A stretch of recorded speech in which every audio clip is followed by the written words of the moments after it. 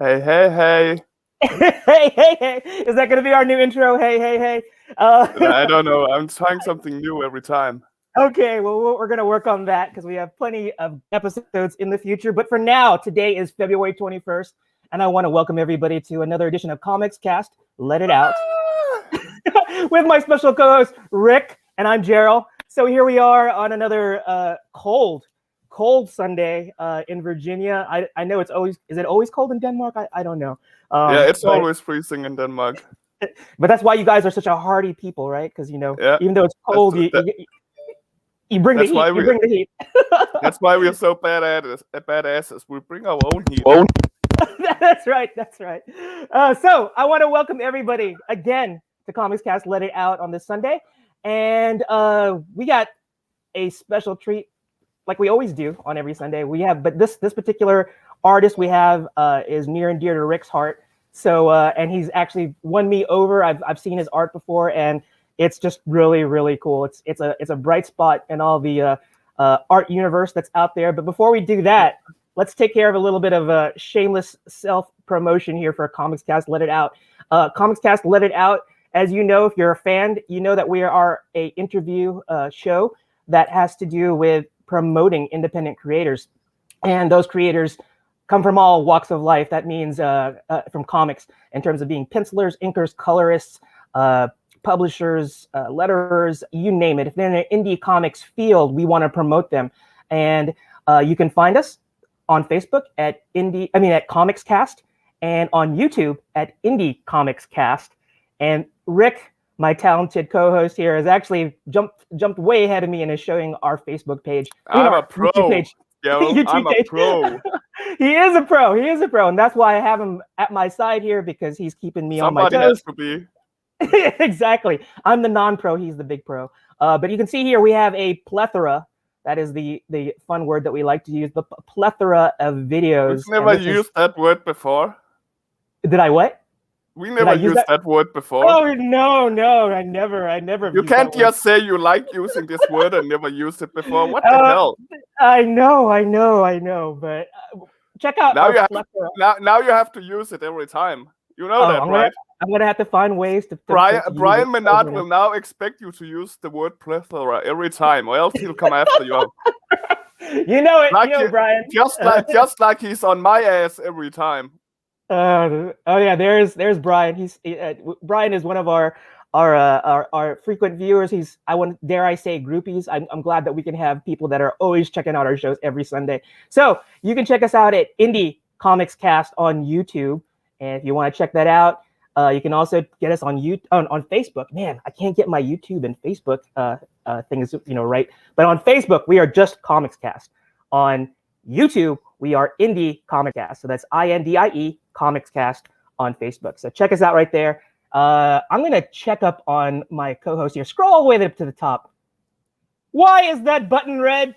Tell me. It's always okay. Rick, we're gonna have to have some words here. I don't know why you make it red, but now I like to think that it's his way of illustrating how super simple it is for you to subscribe to our Indie Comics Cast YouTube page. We want to make sure that people subscribe. We hit a milestone for us. It's a constant grind, but we got to over 200 a couple weeks ago. So I would love to say that maybe in 2 months we hit another 200. 200. Yeah. So always a good thing there. But I think that concludes our little shameless self promotion. So let's get to the good stuff. Yes, the good stuff. So let's do the virtual. Okay, I'm gonna do the virtual drum roll because you have to click the button. Okay, so here's the virtual drum roll. Okay, here we go. I don't even know if it's thumping. Let me see. Here we go. Are you guys here ready? We go. And it is George Gant. Yes, George Gant. Round of applause, everybody. Yeah, I learned that from Rick. The round of applause here, but we are so happy. Oh, you got the nerds of the round, Sebastian. We got the boss telling me off already. You got the boss. He says, it hurts the channel when someone unfollows. Oh, you clicked it off before I could even read it. Oh, okay. Well, I thought you were a pro, but I guess he just wanted to hide the criticism that Joe Tolliver, the the founder of Comics Cast. Anyways, was living under. that's enough bad things about me. Let's talk about George. Hi, George. Of course, Hey. George. Welcome. Thank you. Yes. Thank you for having me. Say hello to everybody for us. Hi, everybody. Now I tell you, let me remove this, hide this, and I want to pull this up right now, which is George Gant's contact information. This is how you can follow him, how you can like him, how you can support him. You can see all of his work, and we are going to showcase the heck out of him because this guy is super talented. And thanks to Rick. Well, actually, I had seen your artwork, George. I just didn't know who the man was behind it. Yeah. Really? Rick it's thanks to Rick. Just we know it's thanks to me. I'm taking the lead on this one. This was my idea. Well, okay. Thank you, Rick. Yeah. Well, you're welcome, George. Yeah. So, George, we are so happy that you could join us because we actually had a little bit of a scheduling issue, and it was just like divine intervention. I think that even though we had some scheduling things, that allowed us an opportunity to engage with you and to get you in on this show today because man, it was meant to be. It was meant to be. So Mr. Gant, he hails from the great state of Illinois, with not saying Illinois, because I know I've said that before, and got chastised by a lot of Chicagoans. So he's from Chicago. So it's a little cold up there, isn't it? Oh yeah, it's better than it's been, but this last week has just been insane. Just snow on top of snow on top of snow. Yeah. And yeah, I don't want to go outside anytime soon. Oh, well, that's okay because we have you on the inside right now. And now that we have that, like I said, check out that little ticker at the bottom that you see right there, but don't go there just yet. As you can tell, this is the guy that's doing the heavily popular Facebook comic current Beware of Toddler. I do believe many of you may know the title more than you know the actual name of the creator. Beware of Toddler is currently one of the most popular the bi-weekly comic web comics on Facebook. From the numbers I've gathered, only Cyanide and Happiness is above you with, but then again, Cyanide and Happiness does have a teeny tiny numbers of following. You're doing good when it comes to getting out there on Facebook, at least, and you so deserved, man. And we'll get into that a little later by showing some of your funny strips. Yeah, and that's actually a good segue into like our what we call the elevator pitch part of the show, where we hand the mic over to the creator for today's episode, and that would be Mr. George Gant, and he gets to tell us a little bit about himself. Basically, it's your opportunity just to inform our audience who you are if they don't know you already, and we'll go from there. So the mic is officially handed to you, and I will share in the background some of the artwork that George provided to us. So, George, the mic is officially in your hands. All right. Well, hello, everybody. My name is George. I am the creator of the webcomic Beware of Toddler. I'm also the creator of two other webcomics, On the Grind and The Reset Button. Besides these, I've done some comics work. I've worked on Hero Cats Stellar City. I'm currently working on another book at the moment. And I've done more than that too. I just can't think of it right now. But sorry. Go ahead. Keep on going. Mostly it's about my webcomics. I've been drawing webcomics since 2006. And Beware Toddler is it's technically my fourth webcomic, but I'm considering it to be my third because my Reset Button series had two different iterations. And yeah, and so I just do my days drawing comics. It's fun. I don't know what else to say. Well, it's like a man of many talents. It's like you let your work speak for yourself. We are, as I'm going through here, we're seeing just a lot of, this is the fan art part of the stuff that I'm showing here first before we get into some of your IPs. But I'm going to scroll back up here and just see some of the inspiration, some of the love that's in some of these fan arts. Because I know Rick and I, when we were doing the pre-show with you yesterday, we were just eating it up. And what creator would not be impressed with Teenage Mutant Ninja Turtles? And I can see it here. Is that there's a lot of this is a Turtles piece. Obviously, that's been an inspiration for me as well as you, George. And I just love this. I mean, did you do the you did everything here. You did the pencils, the inks, the coloring, right? This is all you 100%, right? Correct. Yeah. It looks like it could be, I mean, it looks like it could be promotional art for the actual cartoon series. It is that polished. It's not just fan art when it looks so professional. And I just love this. Rick, did you have something to say?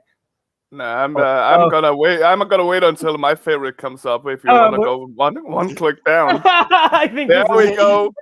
It Go has ahead, two of my favorite stuffs in the same little mashup here. It got Rick and Morty and Red Dead Redemption, and I absolutely love this one. It's just this shows that you have what love you have for everything, and you want to make sure that both sides of the mashups gets equal attention, and it's just amazing. I love this one so much. Yeah, with that one, well, like this was like part of a phase where I would just draw nothing but mashups. Like I did one of The Simpsons, Grand Theft Auto 5. Sorry, I had to watch that. Go ahead. Simpsons Grand Theft Auto 5. I did one of Caillou and One Punch Man. Oh. And some of you probably have seen these because a couple of these actually went viral. Mm-hmm. I did like a Calvin and Hobbes and Breaking Bad one. Wow. I did like an entire series of like regular show with WWE wrestlers. Are these on your web? Are they on your webpage? Because they're not. They're not. Be. Okay. So they should be there. Yeah, so definitely check that out. I love all these mashups, and Rick was really excited when he saw this. And as I'm going to go through these again. This is Homer doing a Marilyn Monroe type pose, I guess. But it's questionable. Is it blowing up? What is blowing up, and what does it smell like? so we definitely wonder what that is. But it's farts. You don't have to wonder it. It's farting. Okay, so Rick keeping it real. He's just telling us the truth here.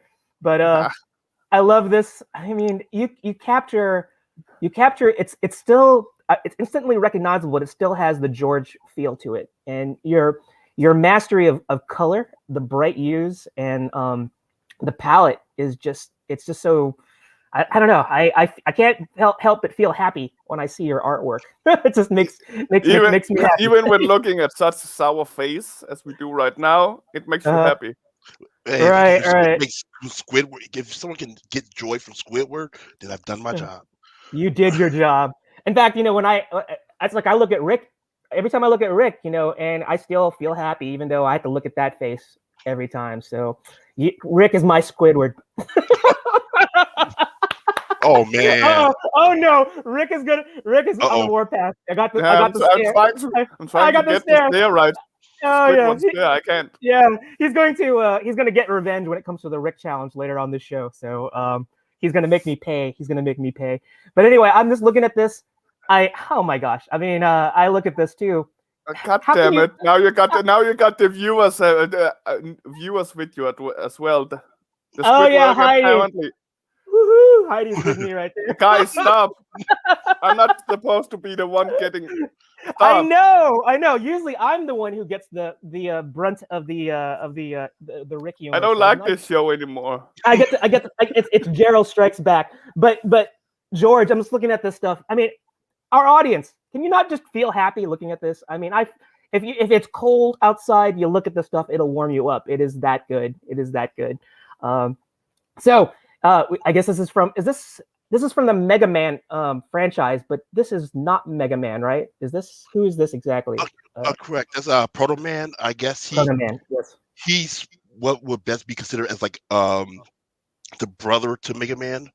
You know, Yes. if robots have siblings.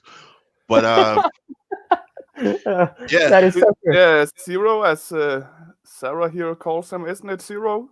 no, Zero is the one with the blonde hair. Oh yeah, that's right. Like this Yeah. this is older than that. I'm old, so I'm like thinking back to the NES games, and yeah, this one like dates back to like the third game, or whatnot. Oh, George, you are not old because you and I, we figured this out yesterday that you and I are from this. We're children of the '80s. It may No, seem. we all three of us are. So you're not Oh, old, oh, George. okay. Yeah, it's like we're all from the '80s, so I we're know I we're look going hard. young and beautiful, but I'm actually old.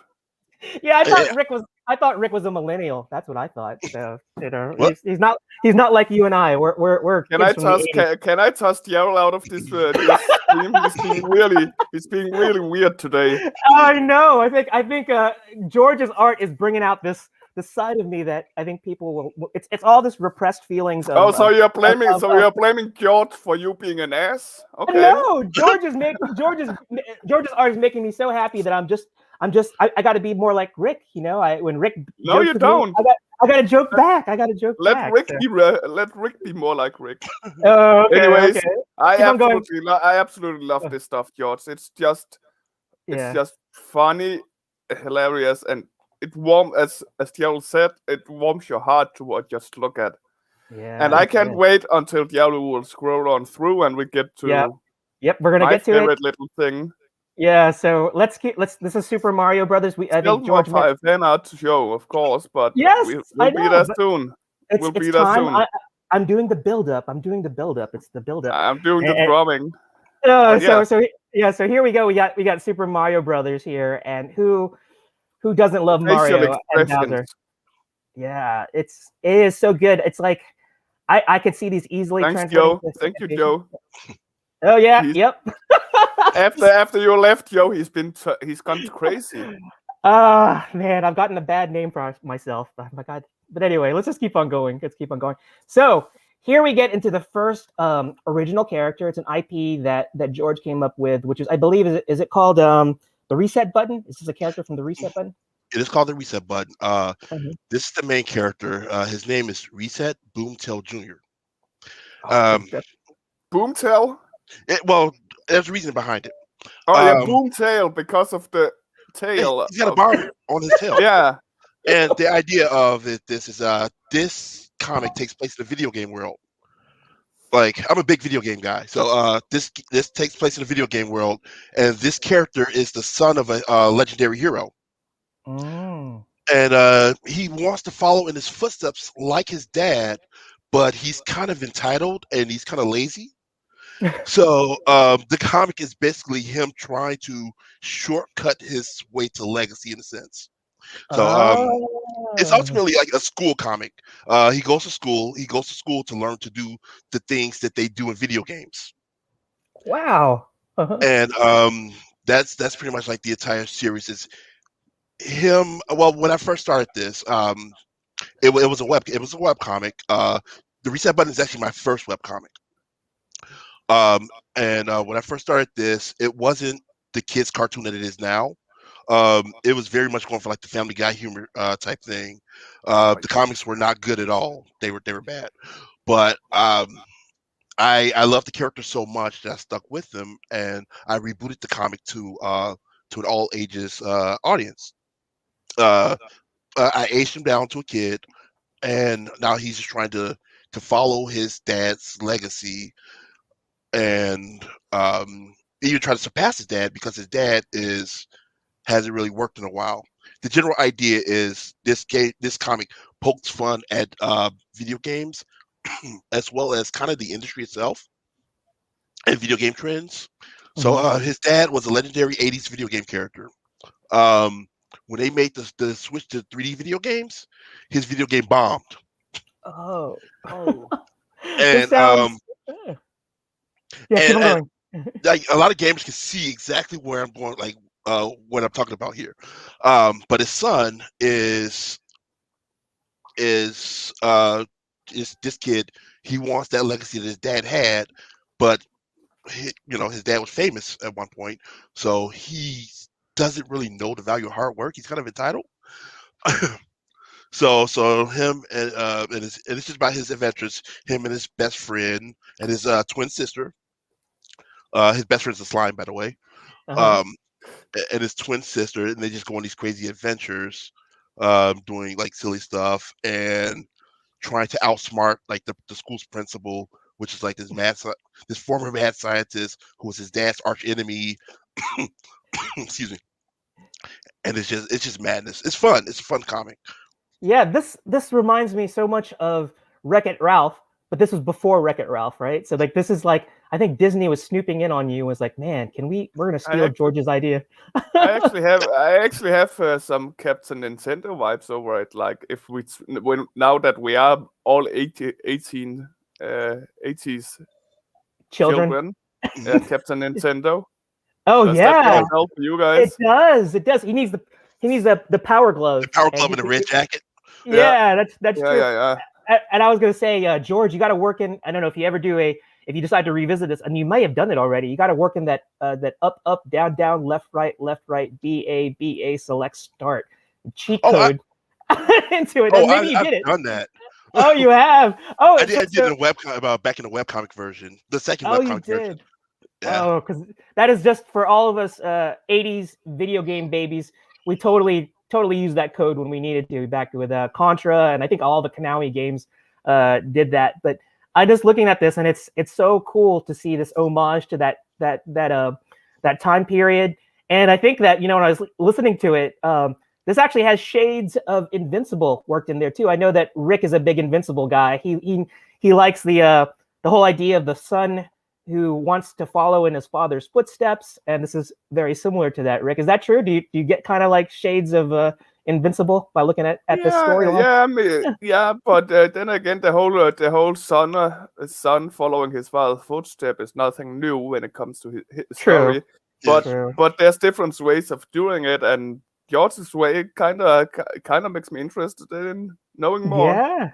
Yeah, George, you got to like remaster this and put this out there again. Yeah, now you have to redo it, George. Well, I didn't say redo it. No, Go I ahead, did. George. I said it. Okay. Well, here's the funny thing is these pages that I've shown are actually from a book, because it was a webcomic and I decided to make it into a comic book series. I'm still working on this. I'm not done. I'm tweaking some things. I'm not done, but I had to put it on hold because of Beware Toddler. So I'm very much still working on this, and I still plan on releasing it. Excuse me.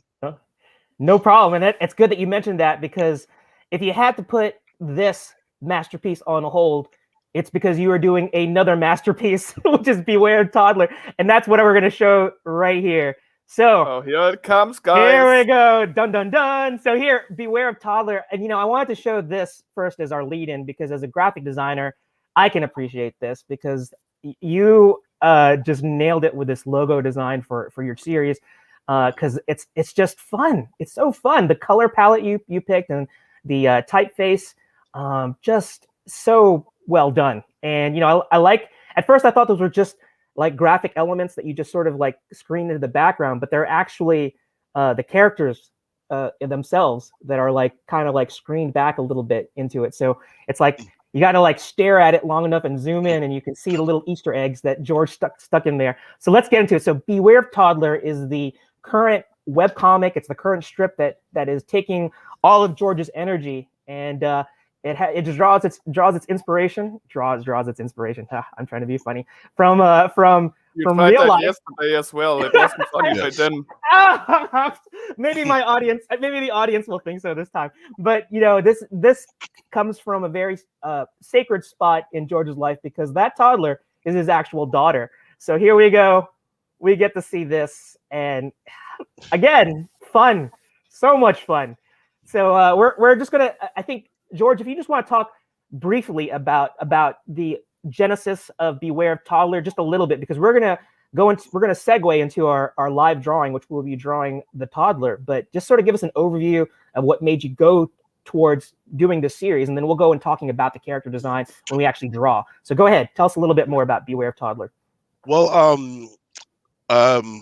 well, a few years ago, my wife and I had our second child, baby girl, and one day I just drew like a baby, kind of looked like her, not quite, holding a bazooka.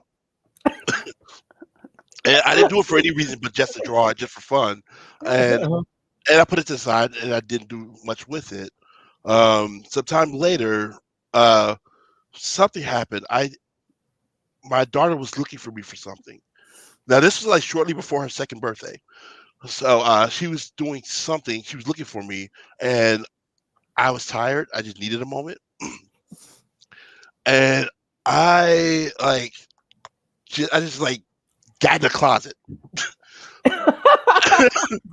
You were You were hiding. Were you hiding from your daughter? Is that what you Yeah, were doing? I just had I just needed like a second because I was yes.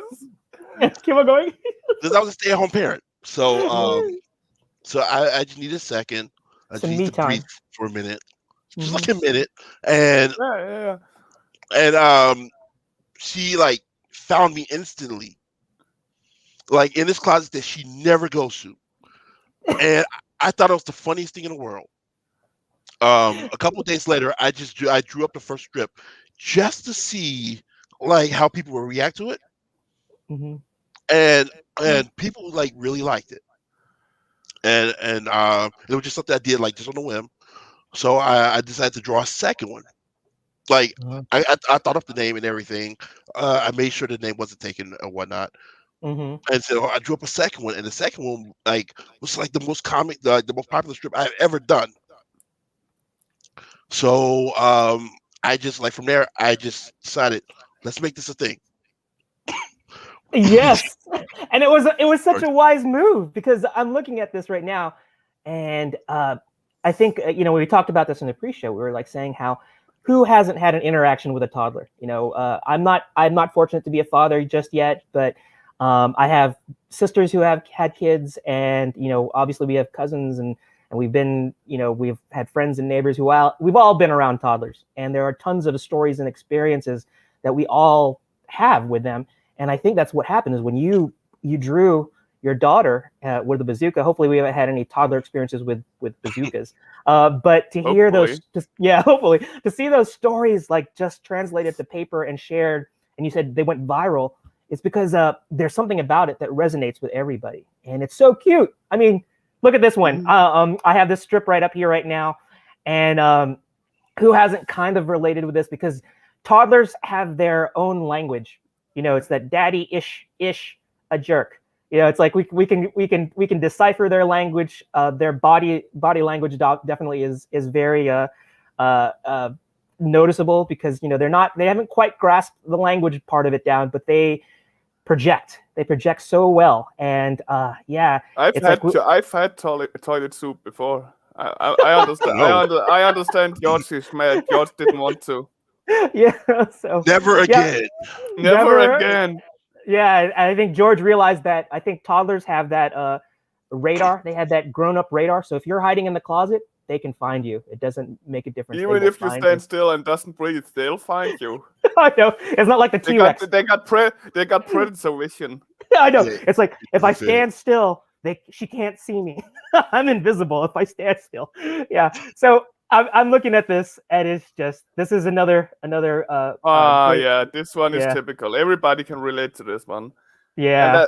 also, as I was about to say, is the one thing I see every time you could bring up a new strip in the comments is, oh, this is so relatable. It's just spammed with comments like that, and because it is, and that's what makes it so popular, and that people are just seeing that as, and yep, my kid did that, or yep, my cousin's kid did that, and Uh-huh.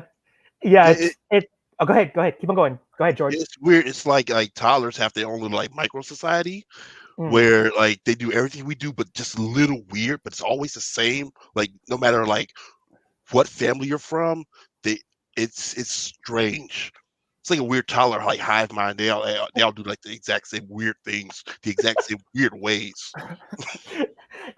You couldn't have put it better, than that. It's like toddlers. I think it's when they talk about the terrible twos and like toddlers get into that area right before they go to preschool and it's sort of like they're just becoming aware. It's like they think that you instantly know how they feel and you're supposed to understand that, but they don't, we obviously don't, because they haven't learned all those communication skills. In fact, maybe sometimes we should probably take some lessons from toddlers sometimes, because they can be very, very truthful and just transparent, when something that they want or something that they need, if there's something they're upset with, something that they want you to know, they'll just tell you. There's not all this adulting where it's like, oh, I got to veil it, do something different and maybe be passive aggressive. Toddlers are very transparent and they're to the point, They just want you to know what's on their mind.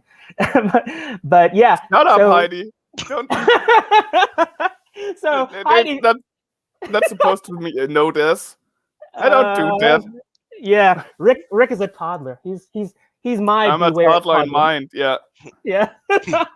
All right, so we're gonna This is perfect. I'm even using a sucky cup. So yeah, is that what it's called? It's called. Is that what it's called? The sippy cup.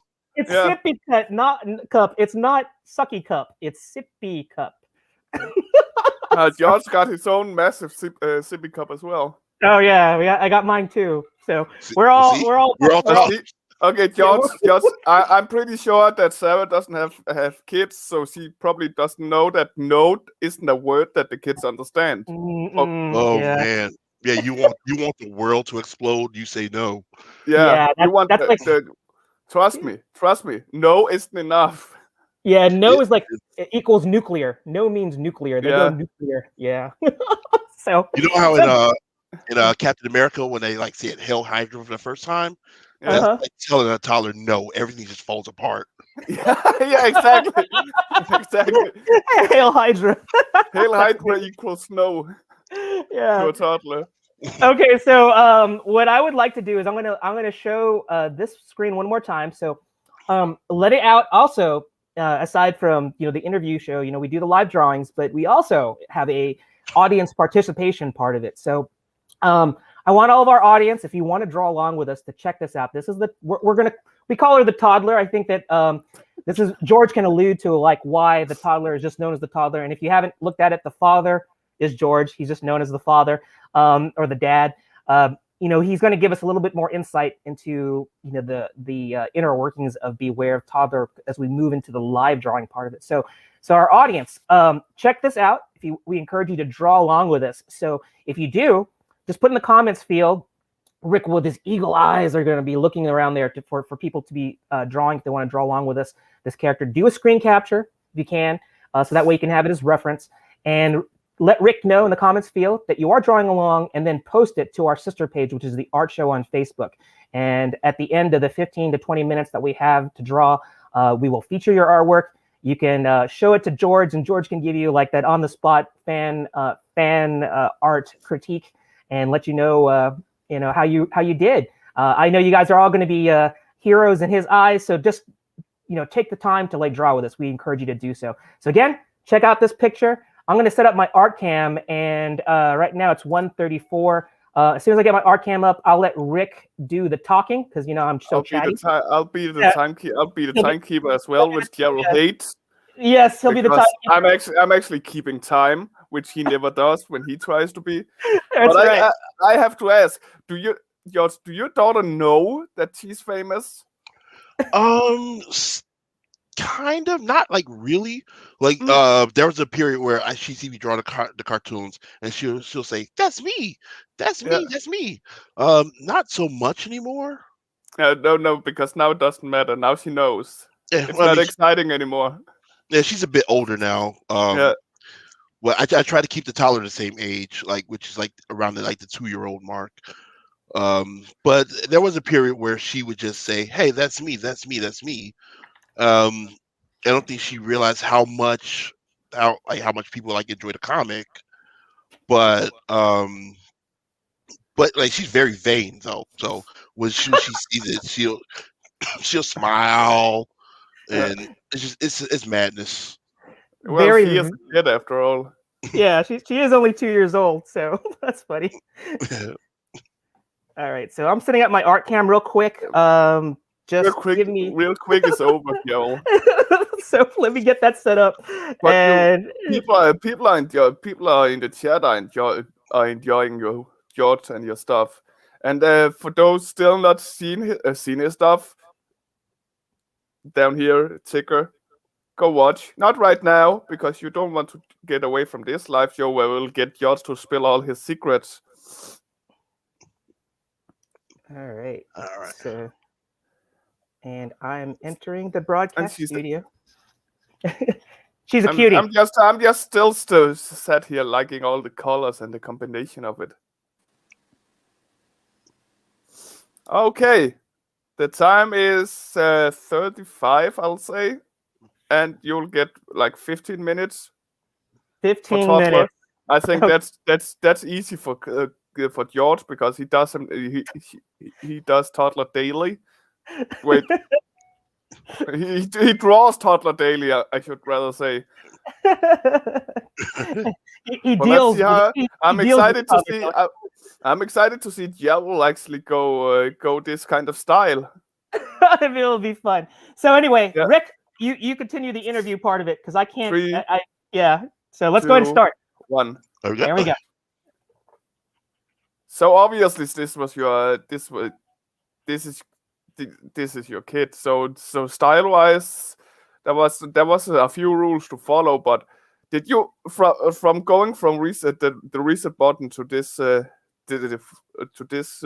comic? Did you have any decisions of changing of styles to make it different looking? Because I do see some different looks when we went from the two comics. Was that intentional or was that just how it went? It's just how it went for the most part. I think I have an overall style, and one thing I do is I'll just like draw the characters, and over time I'll like refine them. Mm-hmm. That's why the comic looks different now than it did in the beginning, and it's going to look different in the future than it does now because I don't think I've nailed the exact style that I want just yet. Because I drew it, lots of people like it, so I haven't had a time to like do the background stuff to actually really hone in. Yeah, but mostly it's just I think it's just like my actual style. Like, oh yeah, I do that. It's not like you jump completely from one style to another with this, but it was just a few small changes to make things work. And now that all the people are liking it so much, it's going to be hard if you then decide to no, this is not my style anymore. Yeah, that's gonna be very difficult. But what I like to think about is what's that, Peanuts? Like you remember how the Peanuts cartoons used to look, Yeah, and then how they look now. I figure, and Garfield. I figure if they can change, and nobody bats an eye, then maybe I can too. for sure. So we got a question here from Arias Delgado. Do you have more children, and do you have to make a comic for each now? You found a good middle way with that. Well, I have I have another child. I have an older a son, and what I do is I'll integrate him into this comic from time to time. But in my opinion, like the goal of the comic is basically telling a story about a stay-at-home parent. So so I try to keep it on the father and the toddler, stay-at-home parent to a toddler, because that's the difficult stuff. So I try to keep the focus on them. Yeah. But the son is integrated into this comic, as well as the wife, as well as the mother character from time to time. But the minute I start like focusing on them more, it'll be less about the stay-at-home parent experience. Yeah, so they're kind of the sideshow characters to the whole thing. When they're needed to, you bring them in because sometimes the comedy is just better with an extra character too. Exactly. I also like how you haven't drawn the mother yet fully. She's already hidden by even staying in the doorway or something or another. Or maybe I've missed that strip where you actually completely drew her. I have not. Like, I like to obscure her. Mostly like another Peanuts reference, how like you don't hear the grown-ups. Yeah. The wah wah wah wah wah wah wah wah wah wah. So, And then once I draw everybody, it'll basically become like a family sitcom, which I'm Yeah. fine with, which I'm totally cool with.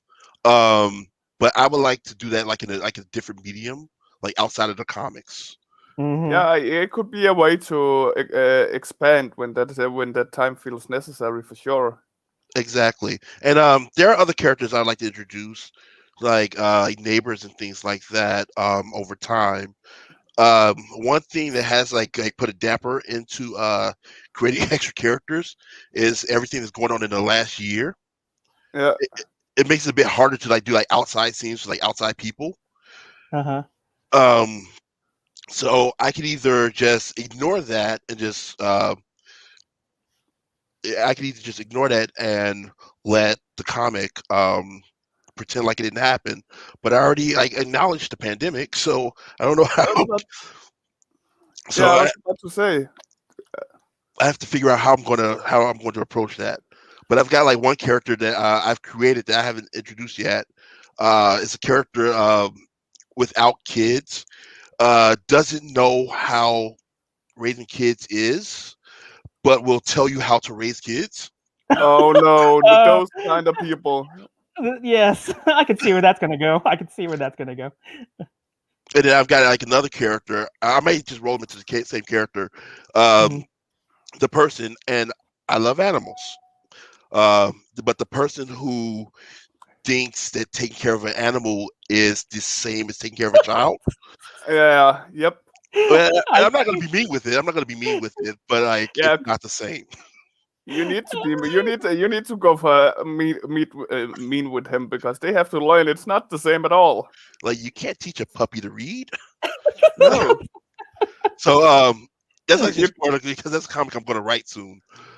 But look at you heard it here first, folks. uh, Joining Comics Cast live shows gives you these kind of freebies, Easter eggs. exactly. You get some inside knowledge. So I'm just curious. Does your son does he get jealous that it's the toddler? Well, obviously he's not a toddler anymore. He's the older brother. Does he go, man? I wish that it could be beware of toddler and older brother. does he Oh, ever like? Does he ever like going? Oh, I want to be in the comic strip more, Dad. So I think he used to, and I put him in I'll put him in a comic, and I'll show him. uh, These days, like he's more into like reading comics, like yeah, himself. So uh, I've been like sharing him like the comics that I love growing up. right. So that's kind of like more my thing. Plus, he's into video games just as much as I am. So our thing is we'll play video games together, Uh-huh. Hmm. and it's less about the comic strip. Hmm. Coming up to 5 minutes to go, guys. 5 minutes, great. That time went by so fast. Oh Yeah, yeah, it always does. Uh, Every time I say something with the time, Diablo goes, "No, that can't be yeah, right." I'm resisting the temptation to look at George's artwork because I know it's super cute and I'm sure it's awesome. Oh no, it's rough. It's very very rough. Well, rough can be cute. Yeah. I mean, except for Diablo's roughs, but normal rough can be cute. Yeah, and I'm So gonna do a little shortcut here. I remember we asked you this, by the way, about your son yesterday, and your reply was, "Nah, he just like gaming." I like that. I like that reply. Was, "Yeah, he likes gaming." Okay, so it doesn't matter. No, Yeah, he's all right. he's okay. But I could imagine at some point it was a problem, but as he grew older, it was just, it doesn't matter. Yeah, Yeah. I mean, he still gets the profit from it after all. exactly. Yeah, especially because I can see these becoming like this particular strip. Well, actually, even your what was it, the reset button characters? I could see these as being toys. So I think it'd be really cool. It's like your son was like going, "Yeah, I'm okay with it," until he sees the toddler has her own action figure. So, Toddler figure. yeah, Yeah, toddler figure. I got to ask again. The brush you used just before, I think it's the same you use right now. I haven't seen that one. That's really good. I love the texture it puts into it. oh, thank you. It's one of the default Clip Studio brushes. Oh yeah, Most yeah, most of the brushes I use are Frienden brushes, Mhm. yeah. but I love Brendan brushes. Oh, they're so good. But lately I've just been like taking like brushes and customizing them. Like I added the texture to this. Oh, nice. Like literally just last week, so it's still like a fairly new modification for me. Yeah, it gives this extra effect, even though it's supposed to be just be a sketch. The texture brings it a little more alive. I think so. Thank you. Okay, let's move that down some. Oh, I didn't want to do that. And remember, guys, if you're drawing along, it has to be on the art show. It has to be on the art show before the end of the show. If you miss the first show, the first or second showing, don't worry, it will be shown as long as you have it up before the show is over. Yeah, Allison is busy, so she can't draw along, but she's hanging out. That's completely fine as long as you're here. Good to see you as always. Good to see everybody here. We have a lot of people following us, and it's so exciting. Oh, it's because it's George. George is our Yeah. guest. that's not why. That's not why. Okay. George is bringing the numbers. You know, he's making sure that people want to see the toddler, the man behind the toddler. Yeah, I don't think that's it. I know who I am. and they want to know more. They want to know more about you. That's what it is. They want to know more about you. All right, let's see. How much time do we got now? Are we? We got 2 more minutes, so there's enough time. Okay. There's enough time for George to actually make 2 more characters with his speed. All right, let's do it. Yeah. So, George, when you were, how long did it take you to hone in on this look? I know you said the look is evolving, and that you said that maybe she's going to change. Obviously, she's going to get older, so maybe there were going to be like some other influences in there. But to get this current design, did it take you, like when you did the bazooka version, was it something that you did really quickly, or would it take a little bit longer? How much time did it take you? Well, it didn't take that long. Like when I did the bazooka, I just did it on the whim, right? Just out of nowhere. And when I did the first comic, I also did that on a whim. To go from that original design to this one, maybe like a couple of months or so. Couple of months, yeah. But well, because this is still very much like a new strip. I've only been doing this since like was it 2019? Like summer 2019. But and then sometimes I'll just go back and I'll like just refine like minor things. Mm-hmm. Like I did like a little refinement a couple days ago. 1 minute, guys. 1 minute, okay. No, am I gonna make it? Oh, you mean you're still working on your fourth character that you're incorporating into it? So. Well, I'm doing like an entire cityscape. Oh, and now you're putting in the colors, right? With all the oh no, his colors is already done. He's in After Effects now. he's animating it right now, right? Yeah, we're gonna animate it. Yeah. Why are you taking so long, Gerald? George just made a Netflix movie in the time you scribbled the hair. Yeah, by the time he's done, he's gonna have the marketing ready for it, and it's gonna be debuting on Netflix or Pixar. You know, it's gonna. I'm just so slow. Yeah. Here, okay. Now I'm gonna start writing the script for season 2. Yes, that's it. That's it. Oh, you were talking about like so. It's a new. Don't start a new question. Don't start a new question, Joel. Because it's pencils down. It's pencils down, and you know it. You know it. You knew that I was trying to do some delaying. Yeah. All right. You son of a beat. All right. Let's look and see if anybody drew first, and let's look at George's work, and then we'll look at mine. And I've already put my pencil down. Yeah, I've stopped completely. All right. Okay. Let's see if I know one. I know that Sarah Semba drew along as always. Yeah. And he actually made a good one here. If you just a little quickie one, but look she at says that. I found this one and I really like this comic. So Right. she's a follower of your comics, at least from watching this, and I hope it continues. But Well, I that's remember one of my favorite this. panels. Yeah, I Yeah. remember this panel. That looks That is awesome.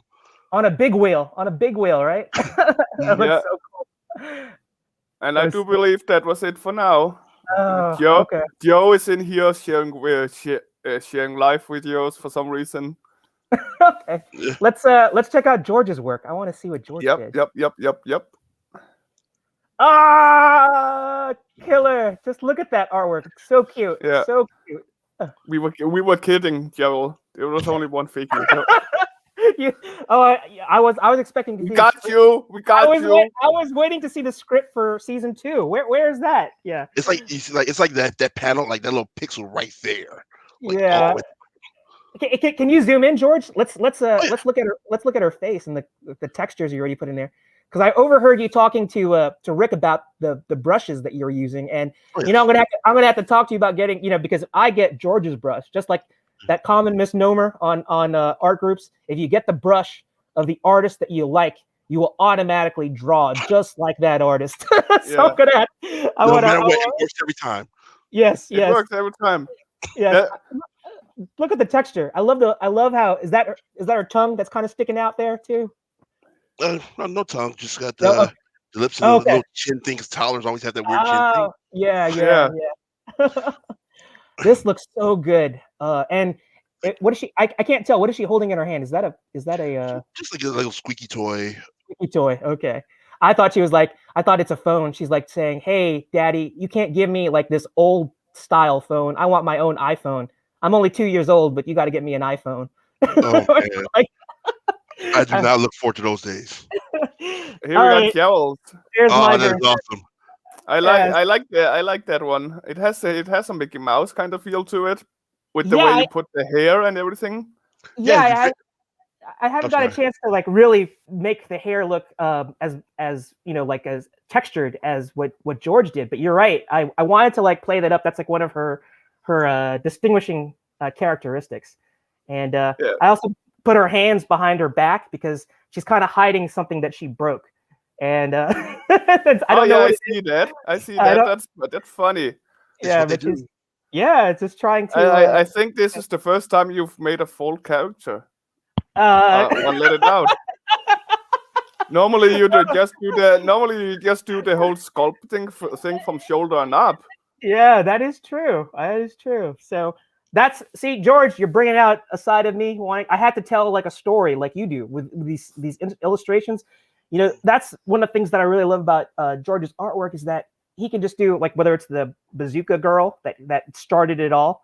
It's just it's the simplicity of his illustrations that make it complex. It complex in a good way. It's so simple. But like I said, it resonates with people, and people can relate to it instantly. And what you kind of showed is that what makes it also good is that it's so easy to make fan art of, and still, even though you use your own style, still make it look like it's that people know that it's from Beware from Toddler, and that's also something a lot of people are missing when they are making characters, to make it too easy to reproduce, like make fan art of, which George have done really well.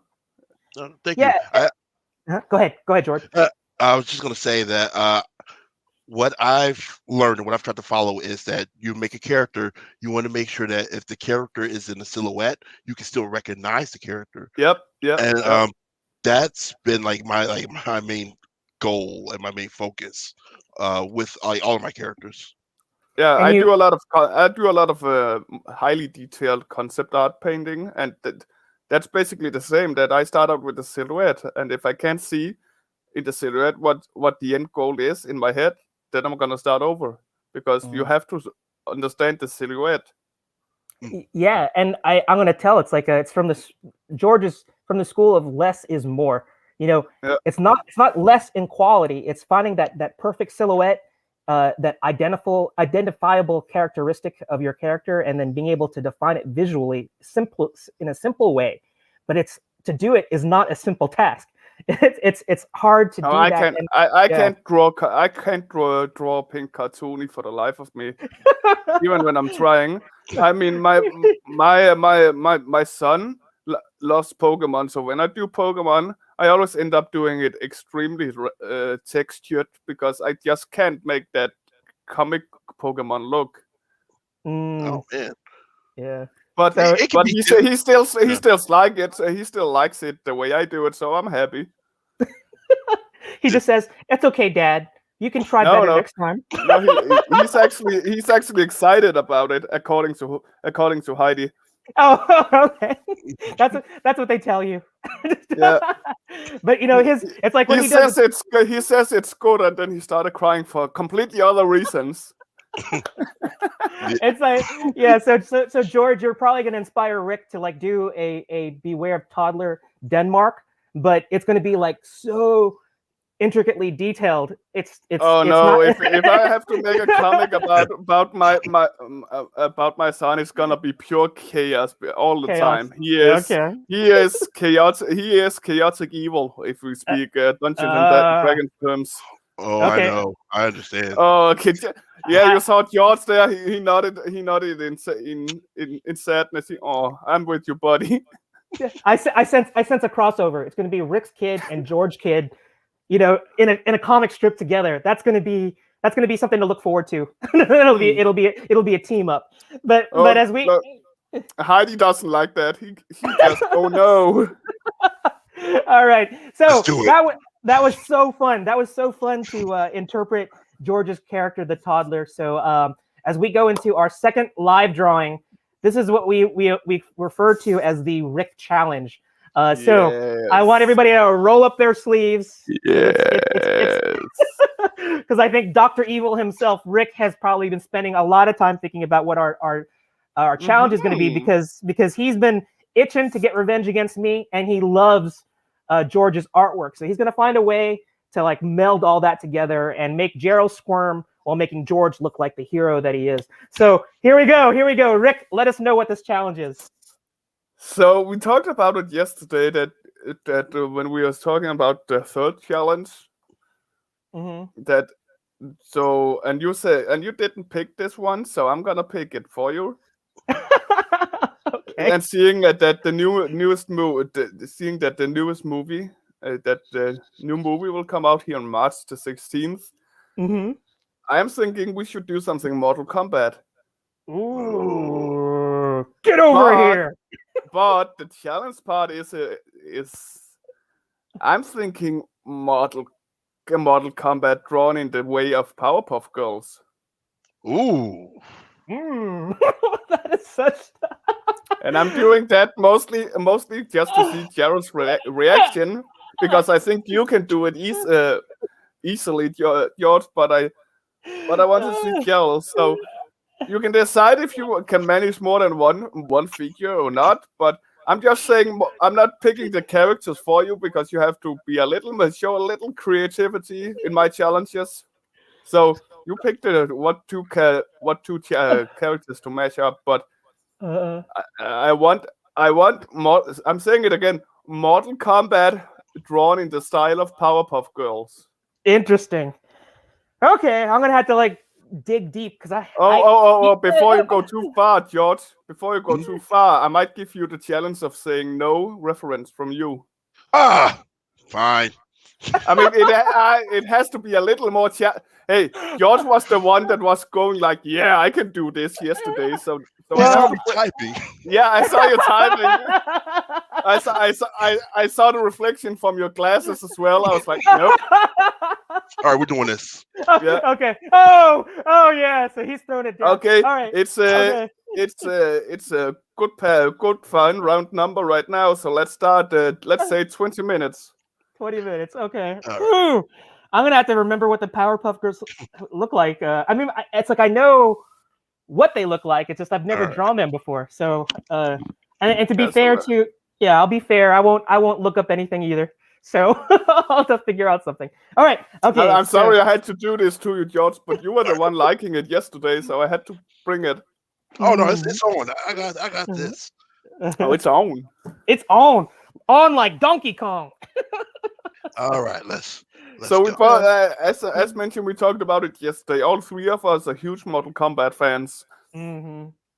I'm guessing Sub-Zero or Scorpion for you, George. I'm thinking so. I'm a big Scorpion fan. Yeah. Did you see the trailer? I did. I loved it. I can't wait. Like Yeah. all the Mortal Kombat. Like usually when Mortal Kombat things release, it releases right around the same time as my birthday. Mm-hmm. So I always go all out. Like with the last game came out like right before my birthday, so I got like the Ultimate Edition, and like before that, nice. I got like the one with the statue, and Wow. Oh yeah. and like I'm very excited. Plus, like Mortal Kombat has roots in Chicago. Mm-hmm. Because the studio who created it, they were based in Chicago. I actually interviewed with a job with them. Whoa. It was like a admin job. I Mhm. was like 20, 22 or something like that. Mm. Come on, you could have done the babalities for them easily. The babalities. That's Yeah. I was so enamored. I was just happy with getting coffee with them. They didn't hire me. Oh. And you're It's like, you're just it's their sitting there loss. smiling. It's okay. I like your coffee. Like, yeah, I'd have been happy with that. Yeah. But yeah, I'm a fan of those guys. I try to support everything they create. Same here. I also, the only issue I have with the trailer actually is that it's not Ed Boon's voice saying "Get over here." Oh yes, I'll agree with that too. And if that's the only issue there is, then Yeah, but that can be that's not, it that can be seems easily really small. fixed. Yeah, Yeah, they can because fix that. because it has been Ed Boon's voice saying that no matter what other voice actor have been playing Scorpion. Yeah, because it was his voice in the original 2 movies as Yeah. well. If I'm not mistaken. Also in the story mode. Oh yeah. Oh, I can't wait. I Yeah, can't wait either. I think they did a good job with the casting, and I tell you, there was somebody that posted like what the was it the late 90s? They did a Mortal Kombat movie, and they posted like side by side pictures of like the characters then and the characters now. It's just showing. I was just like going, wow, the first Mortal Kombat movie did not age very well, and this one feels it feels like a Christopher Nolan version of Mortal Kombat. It just has that kind of gritty realness, if there is a realness to Mortal Kombat. It is actually Australia's what the most expensive movie ever created. Uh-huh. Yeah. Oh shoot! Yeah. And consider and there's like over 2,000 actors for it and everything. Oh, But wow. you saying that the first Mortal Kombat movie didn't age well. Uh-huh. The first Mortal Kombat movie is absolutely amazing. I still see it to this day. I see it once a year. It's still great. So I just I'm with Rick there. I watch it every year too. It still holds up. Yeah. Oh, wow. So I just committed sacrilege by saying that it didn't age well. Can we mute Gerald? We'll just say he was talking about the second movie. Oh yeah. Oh, screw that movie. They killed Johnny Cage within the first 5 minutes of the movie. I hate that movie. Yeah. Maybe I'm getting it confused with the second one. I don't know. I guess I'm not a true fan. I didn't know this is the third iteration of the Mortal Kombat movie franchise. What? The third? Oh, get out of here. What do you know? I don't know anything, apparently. There was also a TV show called Conquest back in the day. Oh, I remember that. Yeah. I do remember there was a recent Mortal Kombat animated movie, Revenge of Scorpion or something like that. Oh yeah, I loved that. I heard it was really good. I haven't seen it though. What did you guys think of it? One of the best animated movies I've seen so far. Yeah, it was very good. And it didn't hold back with the violence, which took me off guard for a few moments in the movie. I was like, holy they went there. They really do. It was really good. I even like was the YouTube series, like from like Yeah, a few years ago. yeah, same here. The That was design of the character designs to make them as real as possible was a bit weird to me, but like their version of Baraka was basically was the Rastafari guy with scalpels put into his hands. That was a little weird. it was so fun. Like the first season, I think I thought was pretty good. Yeah, Second season was weird. it got weird because they changed actors mid show and everything. What? Yeah, That's not confusing. They changed, so the mid show they changed actors. So yeah. that sounds weird to do something like that. Well, it was meant to be like a cheap budget series just made by fans after all. So Oh, okay, I see. I gotcha. I guess they were forced to. Let's I mean, Michael J. White was in there playing Jax in the first episode after all, and everybody was like, "Yeah, that's totally Jax," and we expected him to be Jax in the movie as well, but nope. They didn't do it. Oh, what an ultimate tease. I was So, Jiao, your favorite character? I liked Sub-Zero ever since Mortal Kombat 1. I loved his freezing powers, because me not being the fastest at using the joystick and buttons and getting all those combinations right, if I could just freeze the character, then I could walk up to him and do uppercuts. So that was my go-to character. But that's the cheese mode. Yes, cheese mode. Yeah. I've done that before. Yeah, who hasn't? Yeah, you go in the corner and you sweep the leg like over and over and over until you beat the character. Now, yeah, in the old ones you could also just keep pressing the front hit, because that was spammable so much that you couldn't block it when you first get started with it. So there was so many ways to just cheese a win. Who was your favorite character, Rick? Who did you? I'm a Johnny Cage guy. Johnny Cage. I was a little mad that he isn't in the movie, but Johnny Cage, man. Well, isn't that character Cole? Isn't he kind of like a no? The rumors have it that's actually going to be show up to be Kuai Lang, who is the second Sub-Zero after the first one dies. His younger brother, Bihan's brother. Yeah. Younger brother. So they're already I do believe he was called. Oh, I can't even know, something cold.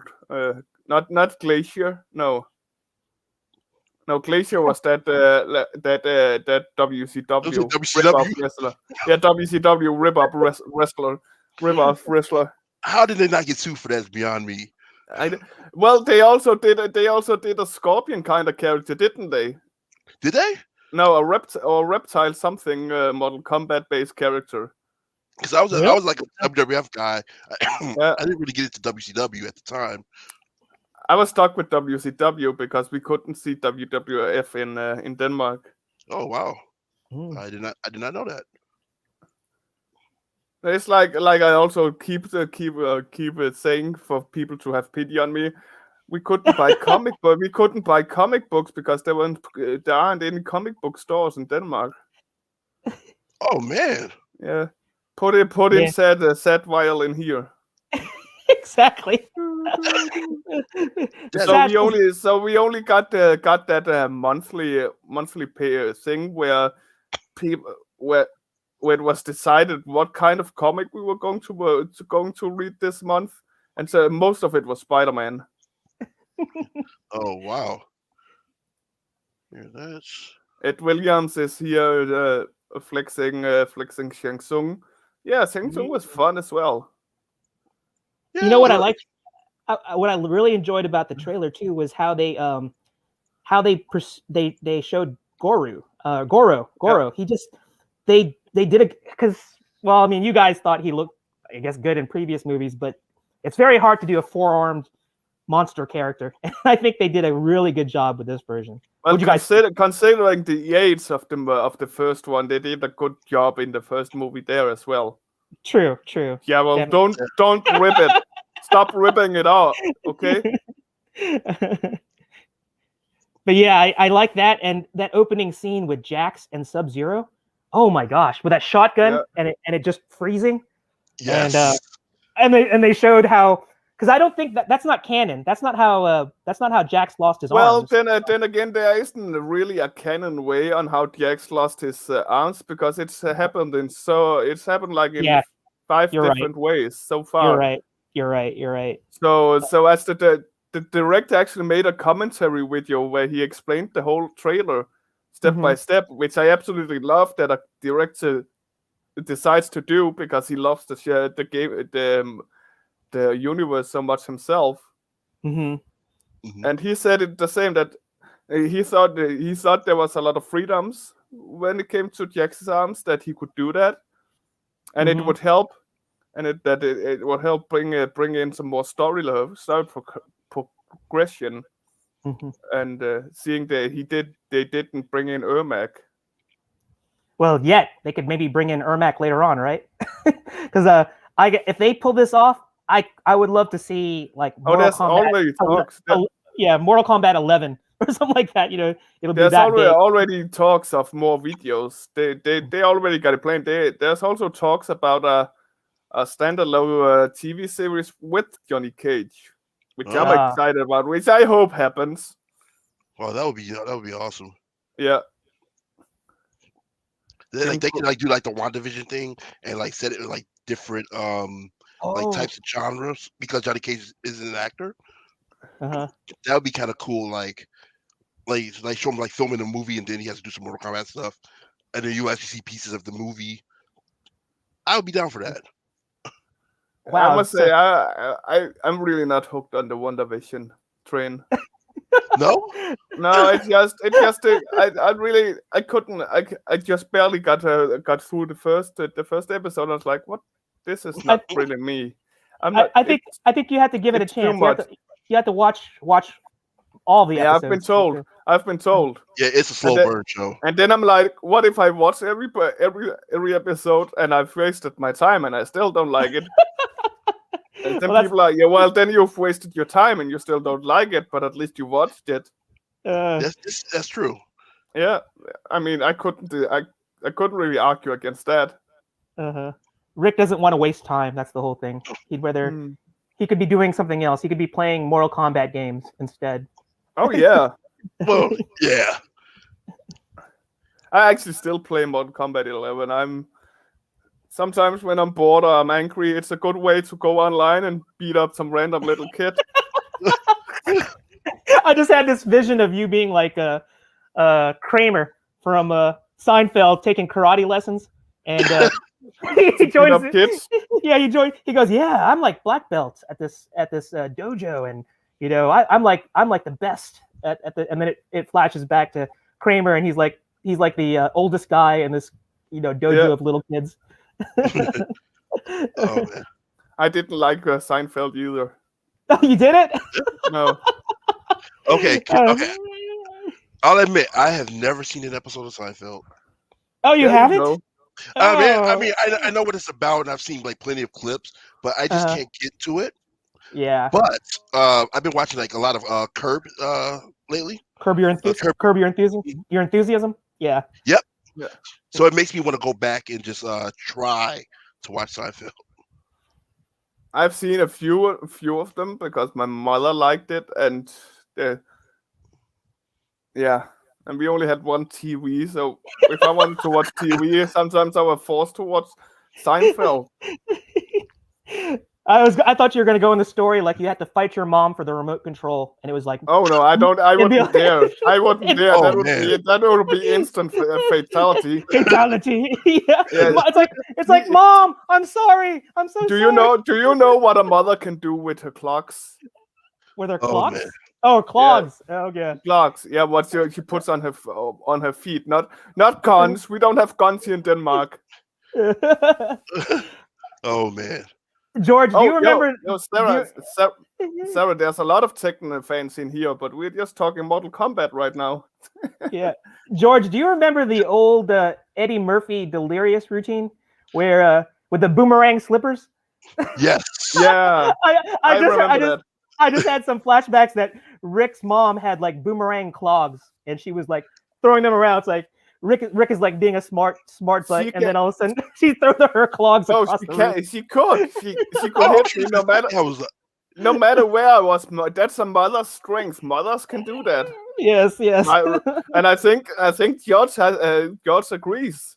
No, I agree. Yeah. But it's funny, like when he mentioned the clogs, the first thing I thought was that Delirious bit, and then I was thinking about Austin Powers. Minutes. They had the character that threw the shoe, like Odd Job from Golden from Yeah. Almost 7. Yeah. 5 more minutes. 5 more minutes. Okay. You guys are rocking it. I love both of yours. I love yours most, George, but I think I'm winging it. Of course, he's gonna love George's better because he did kind of know what to do in order to really get to me. I'm not gonna say anything more than that because Gerald has to be surprised when he sees it. But yeah. All right. George did this with me in mind, most surely. And I knew that you were going to. I knew this might have been the third pick challenge that George went, but luckily he went another way, so I could do this. Yeah, I was stumped with that third challenge. Like coming up with the idea, then it just dawned on me. Like I read some news articles and like, yes, this is perfect. I'll explain why when I do it, it'll be fun. Oh yeah. We won't spoil it before we have to. So people in the chat has gone. We decided to talk Mortal Kombat and then just gone crazy with both Street Fighter and Tekken. I don't think they get it, guys. I don't think they understand. Oh, they're talking about talk though. Yeah, they are talking fighting games though. That's right. Am I gonna have to like challenge them in a fighting game? I think so. We're doing this. I think I'm gonna put in the. I'm gonna modify the contact information for George. I'm gonna put his gamer name, and so everybody can reach out and challenge George to Mortal Kombat online. Oh, that would be fun. Heidi is giving you compliments, George. Oh, thank you. Really captured the Powerpuff Eyes. I must admit, so did Gerald in his own way. That's oh, go ahead. Yeah, I was gonna say I don't think I've ever drawn a Powerpuff before.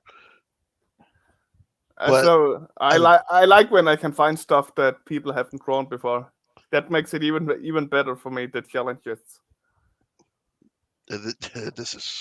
There we go. So what version is this one? Is this the Mortal Kombat 1 version, George, of the dude?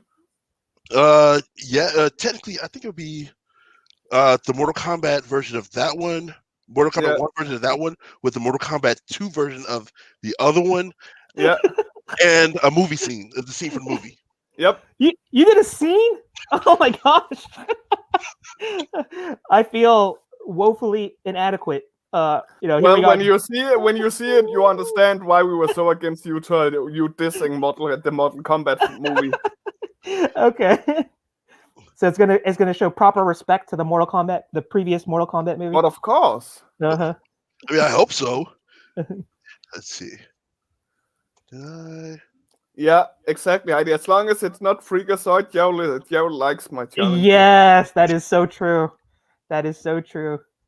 Oh, I'd have been fine with Freakazoid also. Like when we were talking about it, I was like, yeah, I drew Freakazoid a couple times. I got a couple. But Gerald doesn't know who Freakazoid is, which really upset me. It really upset me when he said it. I was like, wait, what? I was actually thinking I made an easy challenge for him, but no. That was a great era in TV. Yeah, I love a huge fan of Freakazoid. Yeah, I think they tried to bring him back recently. They put him in like Teen Titans, I think. Really? Yeah, they put him in Oh, like I didn't. episode of Teen Titans Go. I didn't know I that. didn't. Yeah, I didn't Oh know yeah, that either. because DC is under Warner Brothers now, after all, so that could happen. Wait, hey, so what's Mortal Kombat? Maybe they'll do something with Mortal Kombat. I would love to see that. Freakazoid in Mortal Kombat, yeah. You Freakazoid in Mortal That- Kombat. You do Teen Titans with Mortal Kombat. uh-huh. Yeah. Well, we You have know- seen the Joker in Mortal Kombat, and we have seen Mortal Kombat characters in Injustice after a game. So the chances are there. This is true. You know, I if mean, anything, they can. last game we had the ultimate horror DLCs with Jason, Wait, the Alien. Freddy Alien, Krueger. yeah, and Leather Mask. Yeah, Freddy Uh-huh. Freddy was in 9, I think. Yeah, he Not. was in 9. Oh, okay. I got it mixed up. Like, he might have been. Carol, keep on. I know. Yes, I'm revealing how bad a Mortal Kombat fan I am. I got them all mixed up. This guy, am I right, George? Well, to be fair, I think he was in the first. Like, he was the first movie character to show Yeah. up in Mortal Kombat. Oh, thanks, George. Thanks. No. Thanks for saving No, me. Thanks for saving You're me. right, because I was about to say Kratos, but Kratos is not a movie guy. You're right. No, Right. he's video game. Yep. Yeah. Yeah, I forgot Kratos was in there. Also, I got so excited when they said Spawn in the MK11. Yeah. That was Yeah. oh. I didn't need any of the other DLCs as long as it was Spawn, but I got to admit I've been playing RoboCop a lot. Yeah, I was actually playing last night, and I was trying out Spawn and RoboCop, and for some reason I couldn't get Rambo to download, so I had to wait for that to happen. Oh, Rambo. Yeah. Yeah, they got Rambo. yeah, I they remember. got Rambo as well, and the Terminator now. Yeah, I don't Which know. I really enjoy that they bring those guys in as well, and it's not just Mortal Kombat universe because it can happen. They can be there. It's true. Well, they also did the same thing with Injustice. I thought was really Okay, cool. okay. Brian is the timekeeper because you actually 3 minutes over time. Oh, we're done. Okay. Yeah, I was all having too much fun, and then thank you, Brian. I mean, right. that's really good. Okay, let's show George's work. No, let's. You got my Oh, work I up love there that. already. Yeah. So, That is awesome. that is Thank really you. awesome. Yeah, I absolutely love it. I So thought let me- I thought you loved. I thought you said you love Sub-Zero, and then you go ahead there and make a Scorpion. Is that to suck up to George a little? I know, right? Yeah. Yes, What because he's our guest. I want to do something that's an homage to our guest. So I will put my Sub-Zero feelings aside and do Scorpion. But I like Scorpion. Scorpion was my second favorite character. I love the whole ninja whole rivalry, and Yeah. and I loved how the early versions of Mortal Kombat they just did color palette swaps, but later on in later ones they started doing more intricate personalities for all the Yeah, for sure. The best one to see that with is Rain. How much Rain has changed from a ninja to being a ballet dancer, what he is right now. That's true. I like Reptile too, because when he would pull down his mask, he'd have that actually a reptile face and it got more and more intricate, and then I just really like all the ninjas, how the ninjas evolved, and and then when they went cyborg, when they had Cyrax, and then they did the whole bombs coming out of their chests and the clamps. I loved the evolution of the ninjas. I think we only have Sarah this time around. That is awesome. It's awesome. It's really great. It's Sub-Zero. Sub-Zero, yes. I don't know what he's doing in a ring. I've never seen Mortal Kombat fighters fight in an actual fighting ring, but they fight everybody else, everywhere else but a ring. But I really love it. It could be the Luchador Sub-Zero version. Yeah. Okay, let's go to what I've been waiting for here. Yeah, here we go. Oh! Yeah, Johnny Cage. Oh, that is just got caged. Yes, I that love whole it. he does a split and then he does the punch. Yeah, I love it. Absolutely love it. I love the expression too. Oh, can you zoom in? You need to finish this one, George. Yeah, I think I'm gonna This is so good. I'm gonna clean this one up. We might do something with this one. That Oh, looks nice. that looks great. I love the sunglasses. I mean, the sunglasses there. They're all off to the side. Well, that's It's like- from the movie. I know. That's from the movie. He takes the sunglasses and No, he Yeah. doesn't. he does it. He hasn't even seen the movie, George. I did Oh, see the no. movie. Goro crushes them, and he says something like that. That was $500 glasses, bitch, or something like that. All right, time for a watch along. We're gonna have to do a watch along one. Yeah, we Yes, have to do a watch along. I think we're gonna have to do it. We're gonna have to do it Mystery Science Theater style, where the two of you are watching it, and then you're like the whole movie. You're like going, I'm like going, whoa, and you're like going, I thought you said you watched this, Gerald, and I go, yeah, I did. I was just doing a whoa from like way back. Whoa, that was so good the second time around. Yeah. Like, who is that guy? That's Scorpion. Oh, I knew You that. know about Mortal Kombat. Yeah, we're gonna have to do a watch. Is that Highlander? No, that's right. That's Raiden.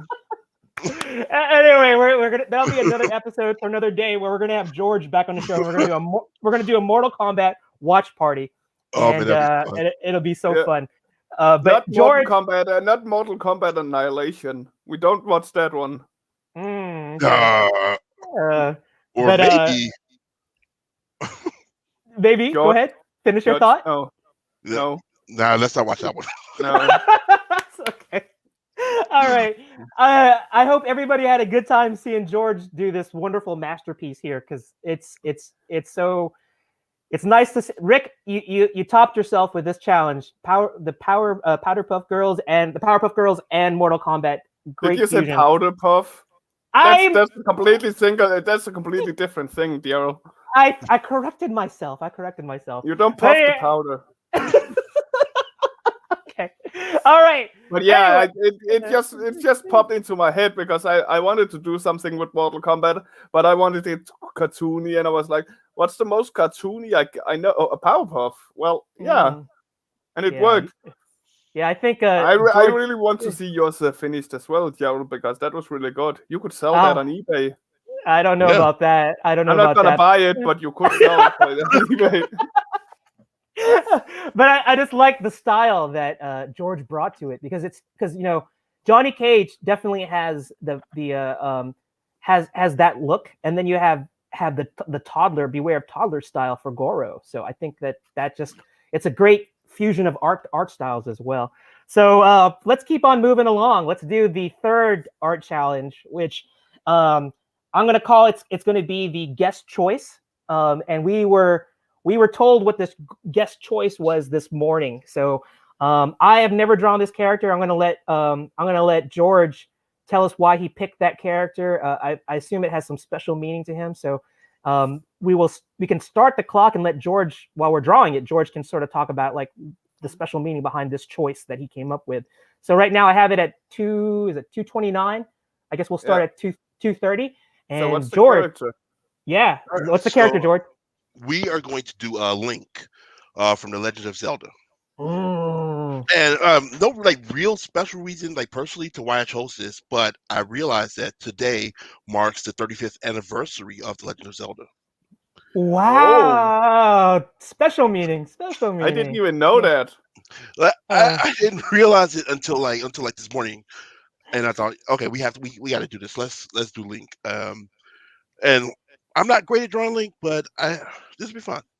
I've never drawn Link so- before, and so So what do you think? 15 minutes? yeah, let's start with 15 minutes, and then Yeah.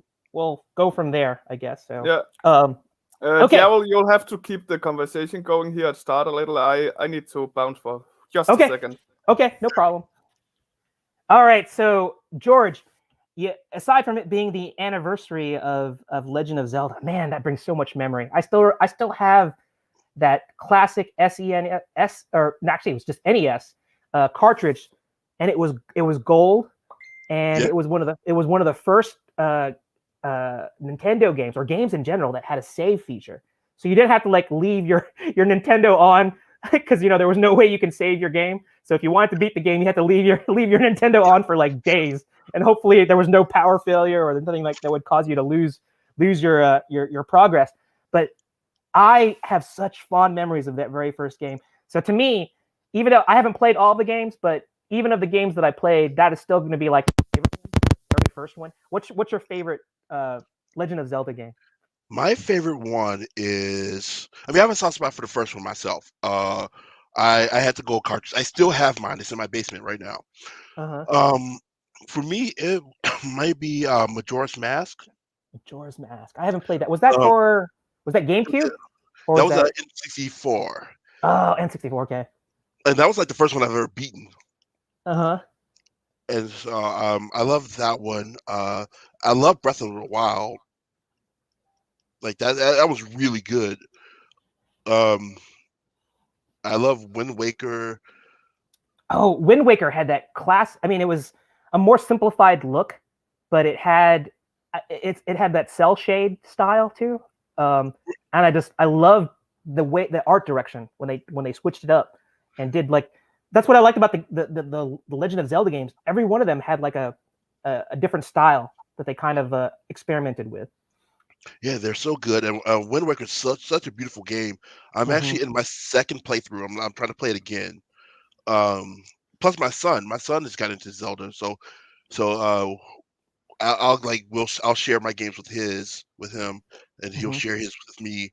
Like he's only 8, but um, he's been into it. It's like the only adventure game that he'll play Uh-huh.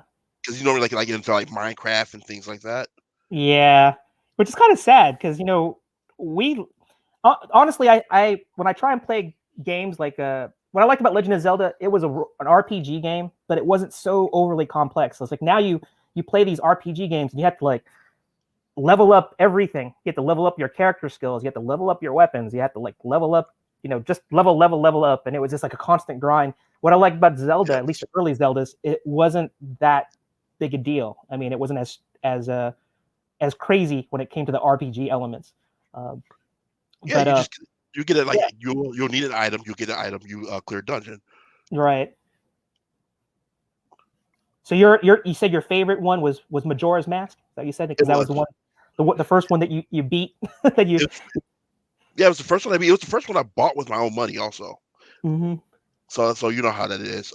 Yeah, it has a special meaning when you feel like I invested in this. This is something that I did.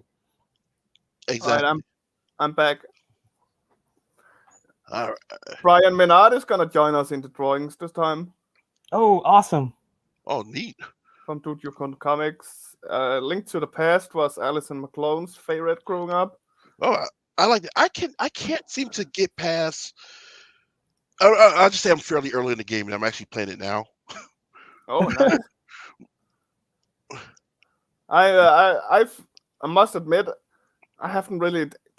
It really never got to me. I played the NES version a lot, and I kept getting frustrated because I couldn't save. Yeah, Over every time. we were talking about that earlier. And then I went back when the Switch came out, the game there, and Mhm. that was just what you talked about, leveling up and everything. It went into that, and I don't want that, and not in a Zelda game. That's not what Zelda is about, in my opinion. Even though I only played 2 games. It's a good game. It's a good game. To me, that one it almost feels like a 3D version of the first game. Yeah, good point. Yeah, you're right. And I got confused about the whole lore about there's different links. It's not the same link, and he's sleeping for millions of thousands of years. I'm like, what's going on? That's not Link I know from NES that destroys bushes. Yeah. The timeline is just all jacked up. Yeah. I would never understand it. I have a book, a digital book explaining the timeline, and I would still never get it.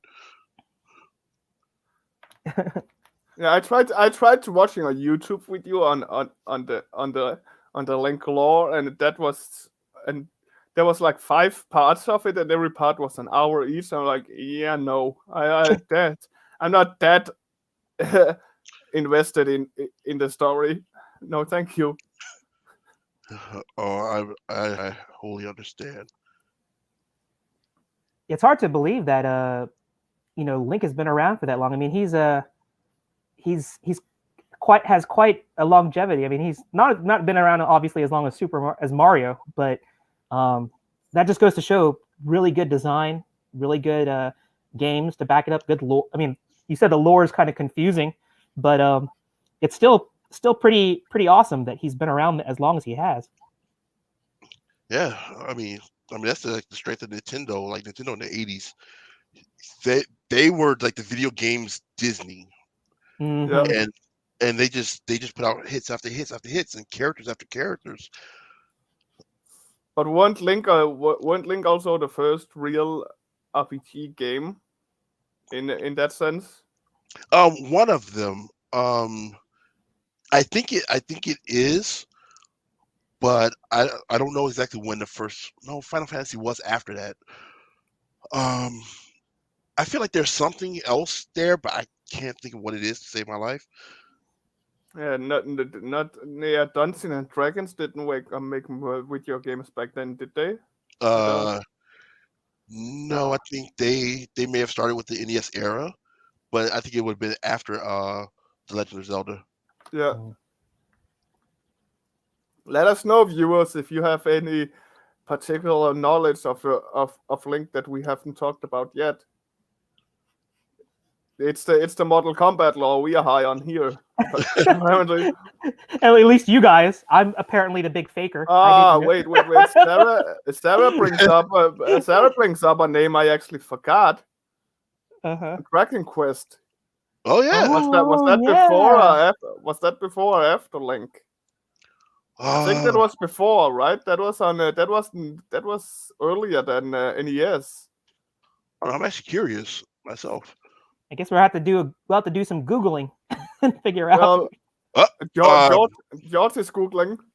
Zelda beat it by a few months. Okay, Zelda beat it by a few months. But they're same year, 1986. Sarah also says Shin Megami Tensei. It's been around that long? I'm not sure. I think that was way later. See. Oh yeah, no, that was later. That was the 90s. Yeah, I thought so as well. Oh, the good one with Dragon Quest. I didn't even think of that one. Dragon Quest. That was a fun little game as well. I feel like I had a copy, but I never played it. I have a bunch of like PlayStation 2 games that I got when PlayStation 3 came out that were on sale, and they're still in plastic because I didn't get a chance to like play it. I think my PlayStation 2 died after that. It's like, oh well, maybe they'll be collector items. I don't know. It's like that. I cannot tell you how many video games I've bought and never touched. Sarah explains here that it came out in Japan in the 80s. Oh, Sarah. Yeah, she gets bonus points because she's going like Japanese style. She knows when it came out in Japan. We only speak American here. But Sarah, that goes to show Sarah is like all things Japanese. She knows it all. Allison jumps in here with a game I've not heard of, Kraken Stomper. I've never heard of that one either. I'm going to look it up. Yeah, George is taking over my role of Googling. Oh, yeah. 82. 82, wow. 82. Before I was born. Same here. Man, I am the old person here. We all knew that. I was born already. It's like the year I was born, like the next year. I'm old enough. So I am the youngest of the three. That's good. All right, Link. Let's see. Funny, I actually had an Atari 2600 growing up. I did too. And mine was ended up in the Philippines. I think it got sold and it got sent to the Philippines. So, which I was like, man, I wish that I had kept it. So. Man, stupid Philippines taking all my stuff. I want my stuff back. Damn it, Roy. That's for Roy McCardaway if he decides to watch this. Yeah. Oh man, Yeah, I'd actually get another one if I could find one because I've recently taken up collecting. Yeah. So I'm probably going to look for one once I have like a space with more room because my office is packed right now. And You yeah, got the smallest room of the house, right? pretty much. Yeah, yeah. That's fatherhood for you. And I don't mind. I didn't mind when we first moved here, but now we're running out of space because when we moved here, there was only one kid. Yeah. So It Okay. changes. Brian comes in, making us all feel very young. I was in high school in 1982, oh jeez. but we all know Brian. He's young at heart. Yes, exactly. That's the most important thing. I saw him I saw him on a stream yesterday, and he's just fantastic to listen to, his experiences and everything. Fun Oh yeah. guy. Yeah, we had him on the video. We had him here as well, like 6 weeks ago. Has it been that long? Man, time really Yeah, flies. yeah. Brian keeps reminding me because I did promise to make him something that I haven't been able to do yet, and Brian makes sure that I don't forget, and it's fine. I'm not even mad about it at all. Well, the year has gone by really fast. Like it's going by Yeah, pretty fast, in my opinion. It We're almost is. in March. I think that just and happens when you get older. Everything just goes by fast.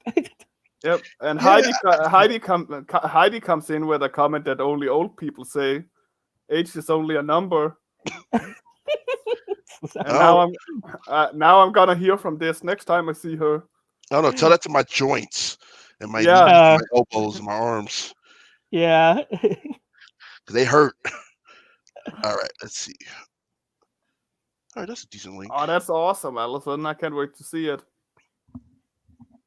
And Sarah is already done. You guys are lacking. Sarah is faster than you guys. Hey, She is. She is. She's so fast. like I've been reading the chat. Like they're like rocking over there. Yeah, it's always always nice with the chat involvement here on Comics Cast. Absolutely love it. Oh, that's neat. Let's see. Yeah, How much time? I'm trying to bring up everything in comments so you don't have to, so you can focus on drawing. George, that's what I do for you. Brian is also done. What? Alison Everybody- McClone was in first grade in 1982, Oh man. and I think, when did we start? I can't even remember. I think I think about time. I think we started at, was it 2:30? I think we started. So I guess we're So 13 2 minutes. 2 minutes. 2 Yeah. minutes. Hey, so this is our last drawing. Let's give us a little bit more time. George, do you need more time? Yeah, I need a little bit more. Okay, 5 more minutes. Okay, 5 more minutes. No, I'm asking George, Gerald. I get no. Will 5 more minutes do for you? 5 minutes would be perfect. Okay, 5 more Thank- minutes for you then. For you, thank- George. You can have thank- 5 more minutes. All right. Okay, so was Zelda your was Link your favorite Nintendo character growing up, George? For me, well, I've always been a Mario guy. Yeah. And I like Zelda. I don't think I appreciated Zelda until I was a bit older. But being a kid of the very commercialized '80s, it was always about like the lights and stuff. So you had your Ninja Turtles and like your Batman and your Superman and Your He-Man, Master of the Galaxy. G.I. He-Man, Joe. G.I. Yeah. Joe. Yeah. G.I. Joe. Uh-huh. So like when you were a kid around those days, like Uh-huh.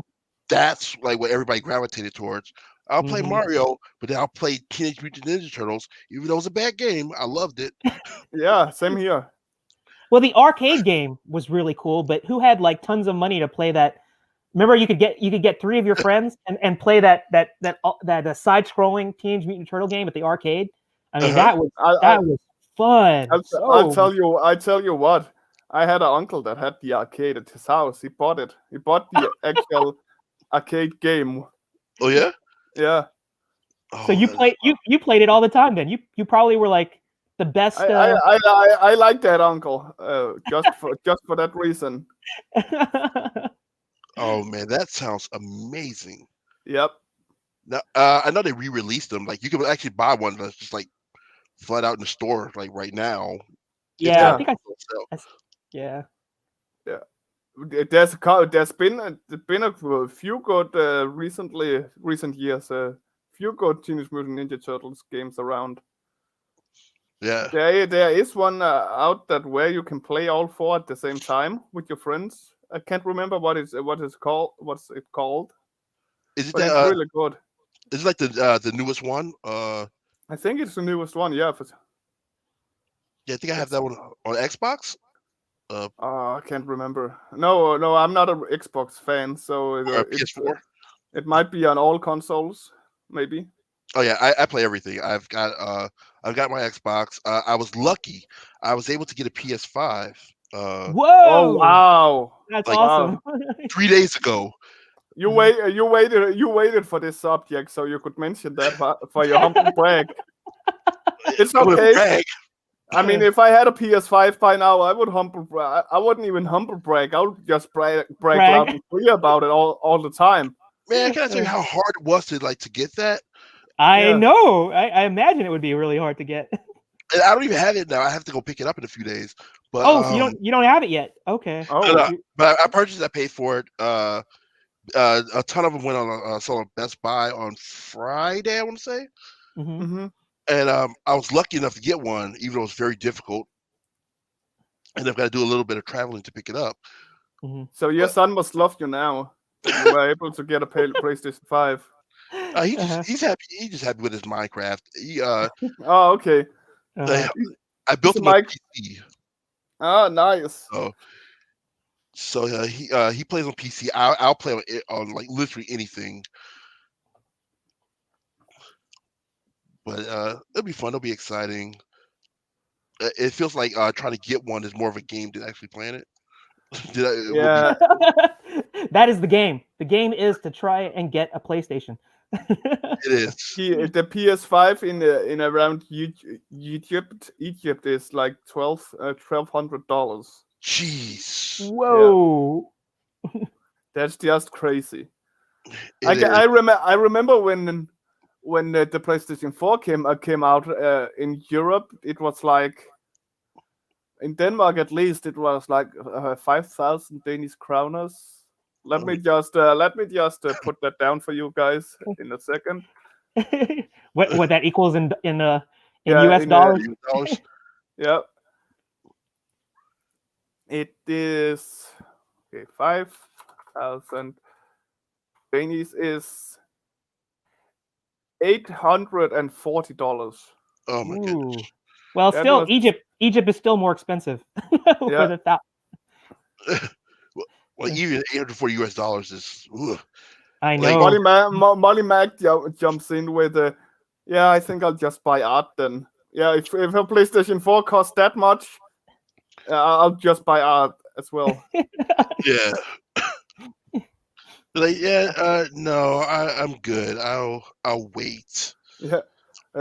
Brian Menard, it's Djævel's version of Link, the Gaston version. Yeah. The what? Yeah, there's a Gaston from Disney's Beauty and the Beast. Oh, I decided to do my own little take on it, so it's a little bit different. So. It has a Gaston feel on it as well, in a good way. Gaston is my favorite Disney character of all times because he reminds me of me. Yeah. Yeah. I could see you in a tavern singing the Gaston song, right? And just, I've done that. Okay, there's got to be a video somewhere. We got to see that. yeah. There's not. I make sure there's not. Maybe there is. Now I'm worried, George. Now I need to hunt people down and ask them. Dude, there's always video, Rick. We're gonna find it. Yeah, I know. Oh. The internet remembers. The internet remembers. And it always knows. It knows. And if not, I'm gonna do a deep fake video where I'm gonna superimpose Rick's face on Gaston, and we'll have like a deep fake video. I'd be down Oh, for no. that. All right, let's see. Don't get ideas, guys. Oh, it's too late for that. Yeah, it's okay. done. It is done.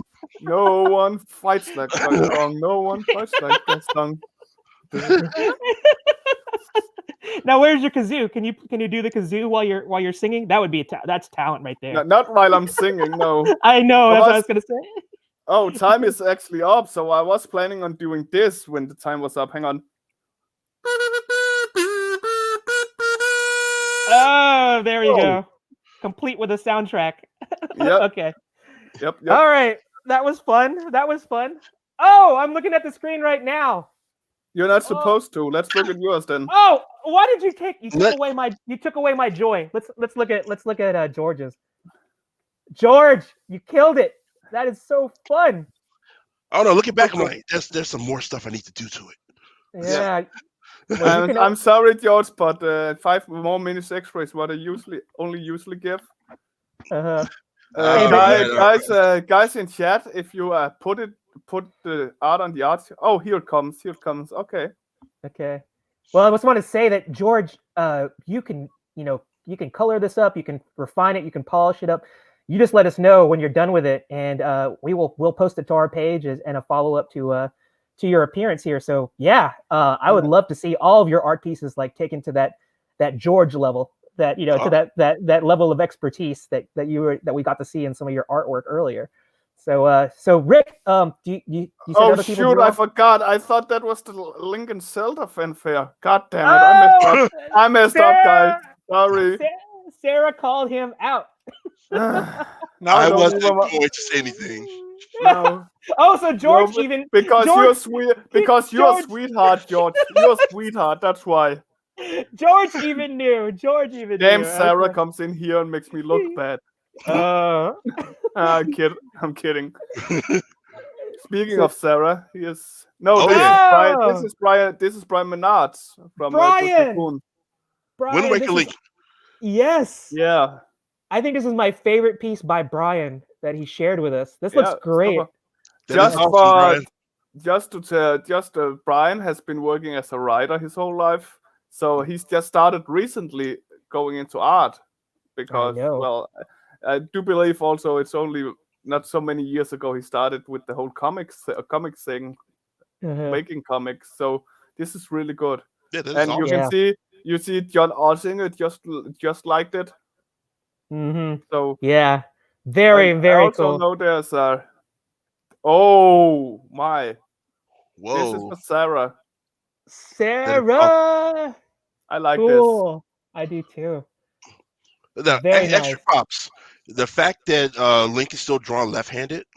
Yeah, Link is left-handed. Oh, he is. Extra points. Yep. Oh, I didn't know that. No, but you drew him left-handed as well, Gerald. Oh no, wait, because the cams are mirrored, so. Oh, it is left-handed. So I'm gonna say that was a happy accident. I didn't know that Link was left-handed, but I'm happy that I did that. So. Did you remember that? Yeah. George remembered. That is neat. Well, I'm also left-handed. Ah. And here we got a Gaston Link. That's what I'm gonna call him now. Thank you, Brian. I really liked it. Is it because of his chin? Is that why he looks like Gaston? I think it's because of his chin. I like it. I like it though. That would be amazing painted. It was fun to do. I just really. Oh, thank you, George. I just felt like it was just kind of happy accident with the left hand. But yeah, nice. It was fun. So you pull back the bow and you're dominant. Oh yeah, George is right about.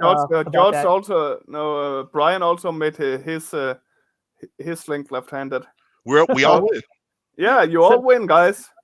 I mean, I don't really like to say anything about Gerald winning, but I guess he won.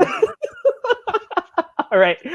Let's get mine off the screen here and let's go back. No, not do this. Let's do this. There we go. Let's do it. All right. I just put your face front and center, and we don't want that. Yeah. Exactly. You don't ever want that. I don't want that.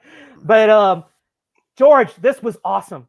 I just love drawing along with you. I love sharing your artwork, and it's been a complete thrill to just showcase you here. And I hope our audience, they got to see what we see in you, which is just a phenomenal talent. And you're Beware of Toddler is just a hit to me. I mean, it definitely resonates with those of us who don't have kids but have been around kids that like my nieces and my nephew, and seeing them grow up. And I think that's why you've definitely put your finger on like the heartstrings of a lot of people, because they can definitely see in your artwork the love and attention to detail and just fun stuff that you can put into it. So And thank you. Hey, thank you for having me. This is so much fun. and we only managed to show like 1% of everything you have to offer from on your website and your Facebook group. So there's a hell of a lot more to come. Yeah, in And fact, I just realized that usually I make a certain joke that to put Joel off, and I missed the opportunity with one of your pieces, George, and I don't know. I'm not sure if I can do it. Okay, it's too late to do the penis joke now. oh, Well, what? I can't make the penis joke now because now there's no reason to say penis. It's so Wait, sad. Well, why okay. did why did I did the Mortal Kombat piece? Exactly. That's what I'm saying. I missed my spot. I had it right there, right in front of me. Oh, well, right in front of Johnny Cage it was, and I didn't use it. And it just popped to my mind mid sentence, so I had to say, "Oh damn, I forgot to say penis." I was, Jeez, I think you just you totally. I'm not even gonna say anymore. You redeemed yourself in terms of like getting that joke out there. It says Heidi even says Heidi's gonna following you for sure.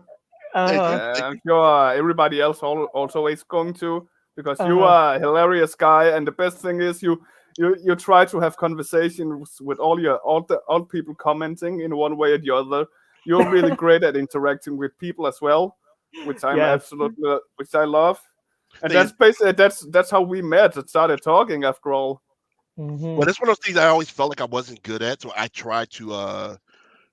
I'm trying, like when I'm interacting with everyone. That's me trying, because I never feel like I can do it well. No, Or do it but all. it's also what will help you get even noted more, because if people likes that you're interacting, they will share your stuff even more with other people. Yeah, I agree. George, you're a natural. You should live stream like every week, just like we do, and it would just be your artwork. When you debut your new strip, I think that would be great to like see. Actually, seeing you do live drawing is awesome. But when you do those new comic strips, stream it live. When you debut it, I think that would just it would add legions of followers to you, just to see the man behind the work, the inspiration. I'll happily pop up and make sure that I keep the comments read for you, so you don't have to focus on that. Just let me know. Okay. I'll be your co-host. We'll be joking around together. You'll do the drawing. I'll do the fun. I'll be the funny guy. That would be a lot of fun. Yeah, you hear that? So Gerald, I got to quit. I have to quit. Let it out. I got a new job. I mean, I can't pay you, but No, don't worry. Gerald doesn't pay me anyways. It's like we don't get paid either. We get paid in just eyes on our guests' properties, and hopefully, anybody that's been watching this stream, I encourage you. This is a good thing. I brought up his bewareoftoddler.com webpage because I want people to check this out, and I want people to look at the scrolling ticker at the bottom, so that take note of where you can follow George and how you can support him, and you can look forward to it. I talked to George last week, and he said that a collected edition book of Beware of Toddler is in the works.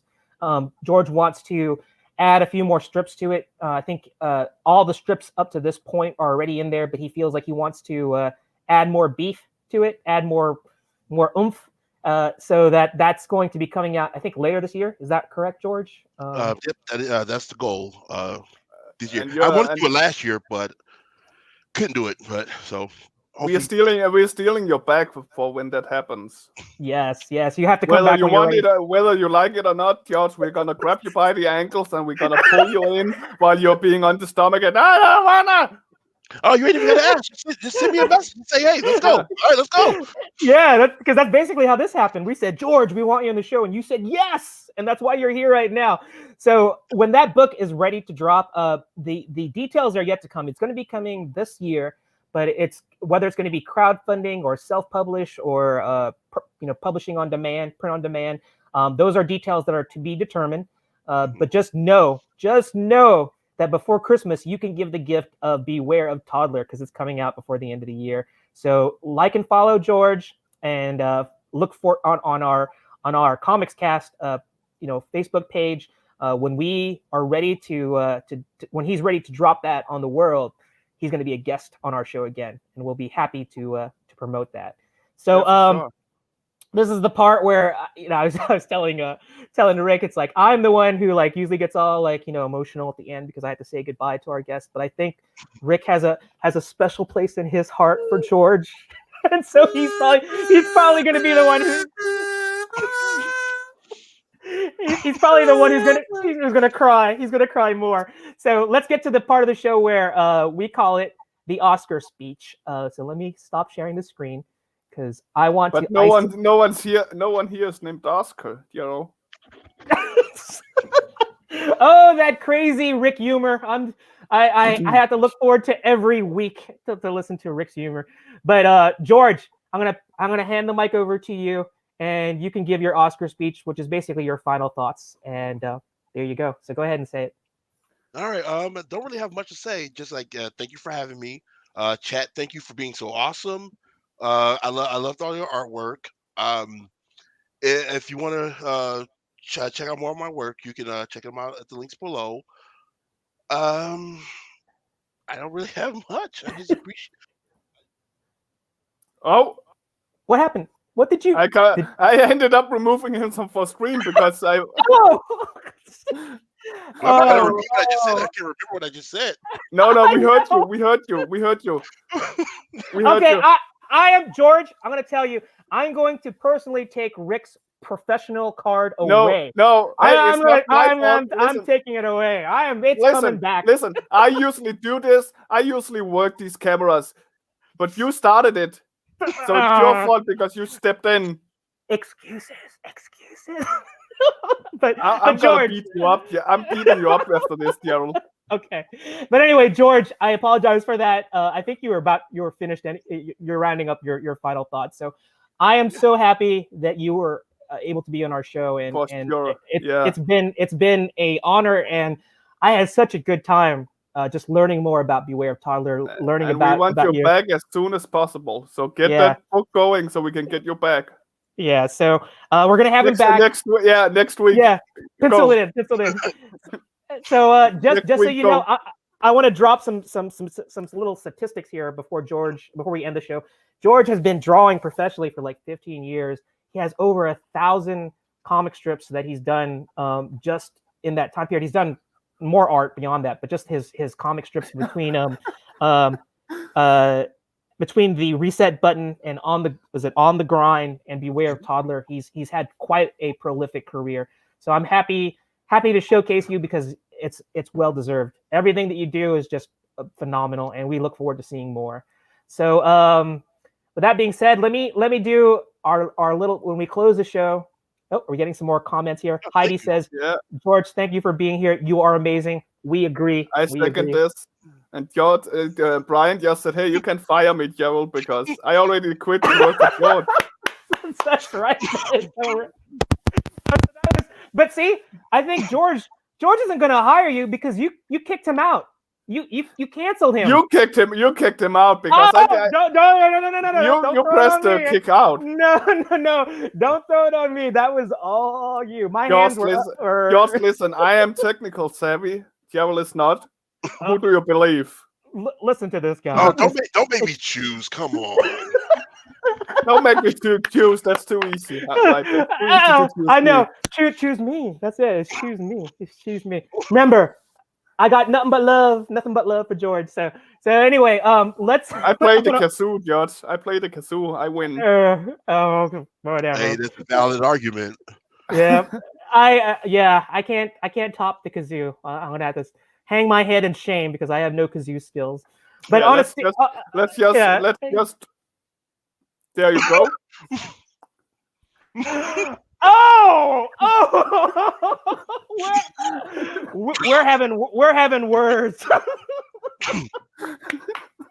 Okay, on a serious note, don't touch any buttons right now because this is serious. This is serious because we end the show with a very serious thing, and it's something that's very close to my heart. And Rick, I think it's close to that whatever heart in that frozen chest of his.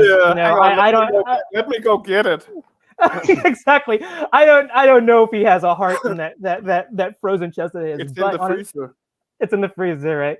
On a serious note, we like to showcase our charity partner, and that charity partner is Golden Fight. And Rick, you want to call up the banner because you're such a professional person. Why don't you call up the banner with their link? There you go.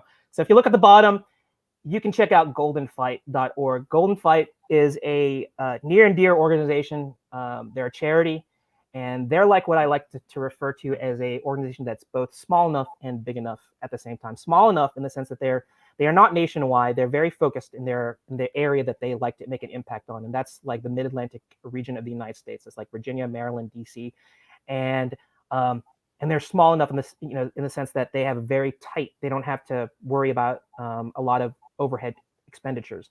Now, big enough is that they have big hearts. And what Golden Fight is about is they help families that are dealing with children that have often very tragic terminal illnesses like cancer. And when they're focusing on the healing of their child, financial difficulties will happen. And that's where Golden Fight comes in. That's where they have big hearts. They can proudly say that 98% of the money that they raise goes directly to those families that are in need. And that 2 or 3%, that nominal amount, that's just to cover administrative things. A lot of the leadership they do this voluntary. They don't take any salary because they know what a challenge is. They've had children or know of families that have children, before they formed this organization, that have been touched by cancer. So they know what a challenge it is, and they formed Golden Fight to help deal with these challenges that these families are dealing with. So check them out. We have no financial ties to them. We do this because the founder or the co-founder of Comics Cast, Joe TODDLER, he is good friends with the leadership at Golden Fight, and due to that special relationship, it is our honor and our privilege to help put eyes on this phenomenal organization. So if you would like to check them out, they're a worthy organization, and if you are considering donating to a charity, this is one of them. No pressure. We just want to put eyes on them so you can check them out. We're gonna pressure you. No pressure. Do it now. Yeah. So anyway, go check that out. Let me stop sharing this. And if you want to check. Oh, look at that. Rick the professional. So quick. He did it before I even said it. I sent him a mental because I'm a tech-savvy professional, Yarrow. Oh, I'm not the one that tosses our guests out of the show. Oh, quit trying to make excuses. My hands were up here. You that was all on you. But what matters is we have George on the screen right now. So George, I'm going to say thank you one more time. And it's been a pleasure. Probably more than one more time. Yeah, we're gonna gonna have you on the show again. So sure. We're gonna sign out here, but I want to remind everybody we are on every Sunday, 1 p.m. Eastern Standard Time, USA, and we showcase super talents like George, and we want to get as many eyes on them so that they can continue to bring happiness and love and all that with their art to the world. So stay tuned. We will see you next week. Take us out, Rick.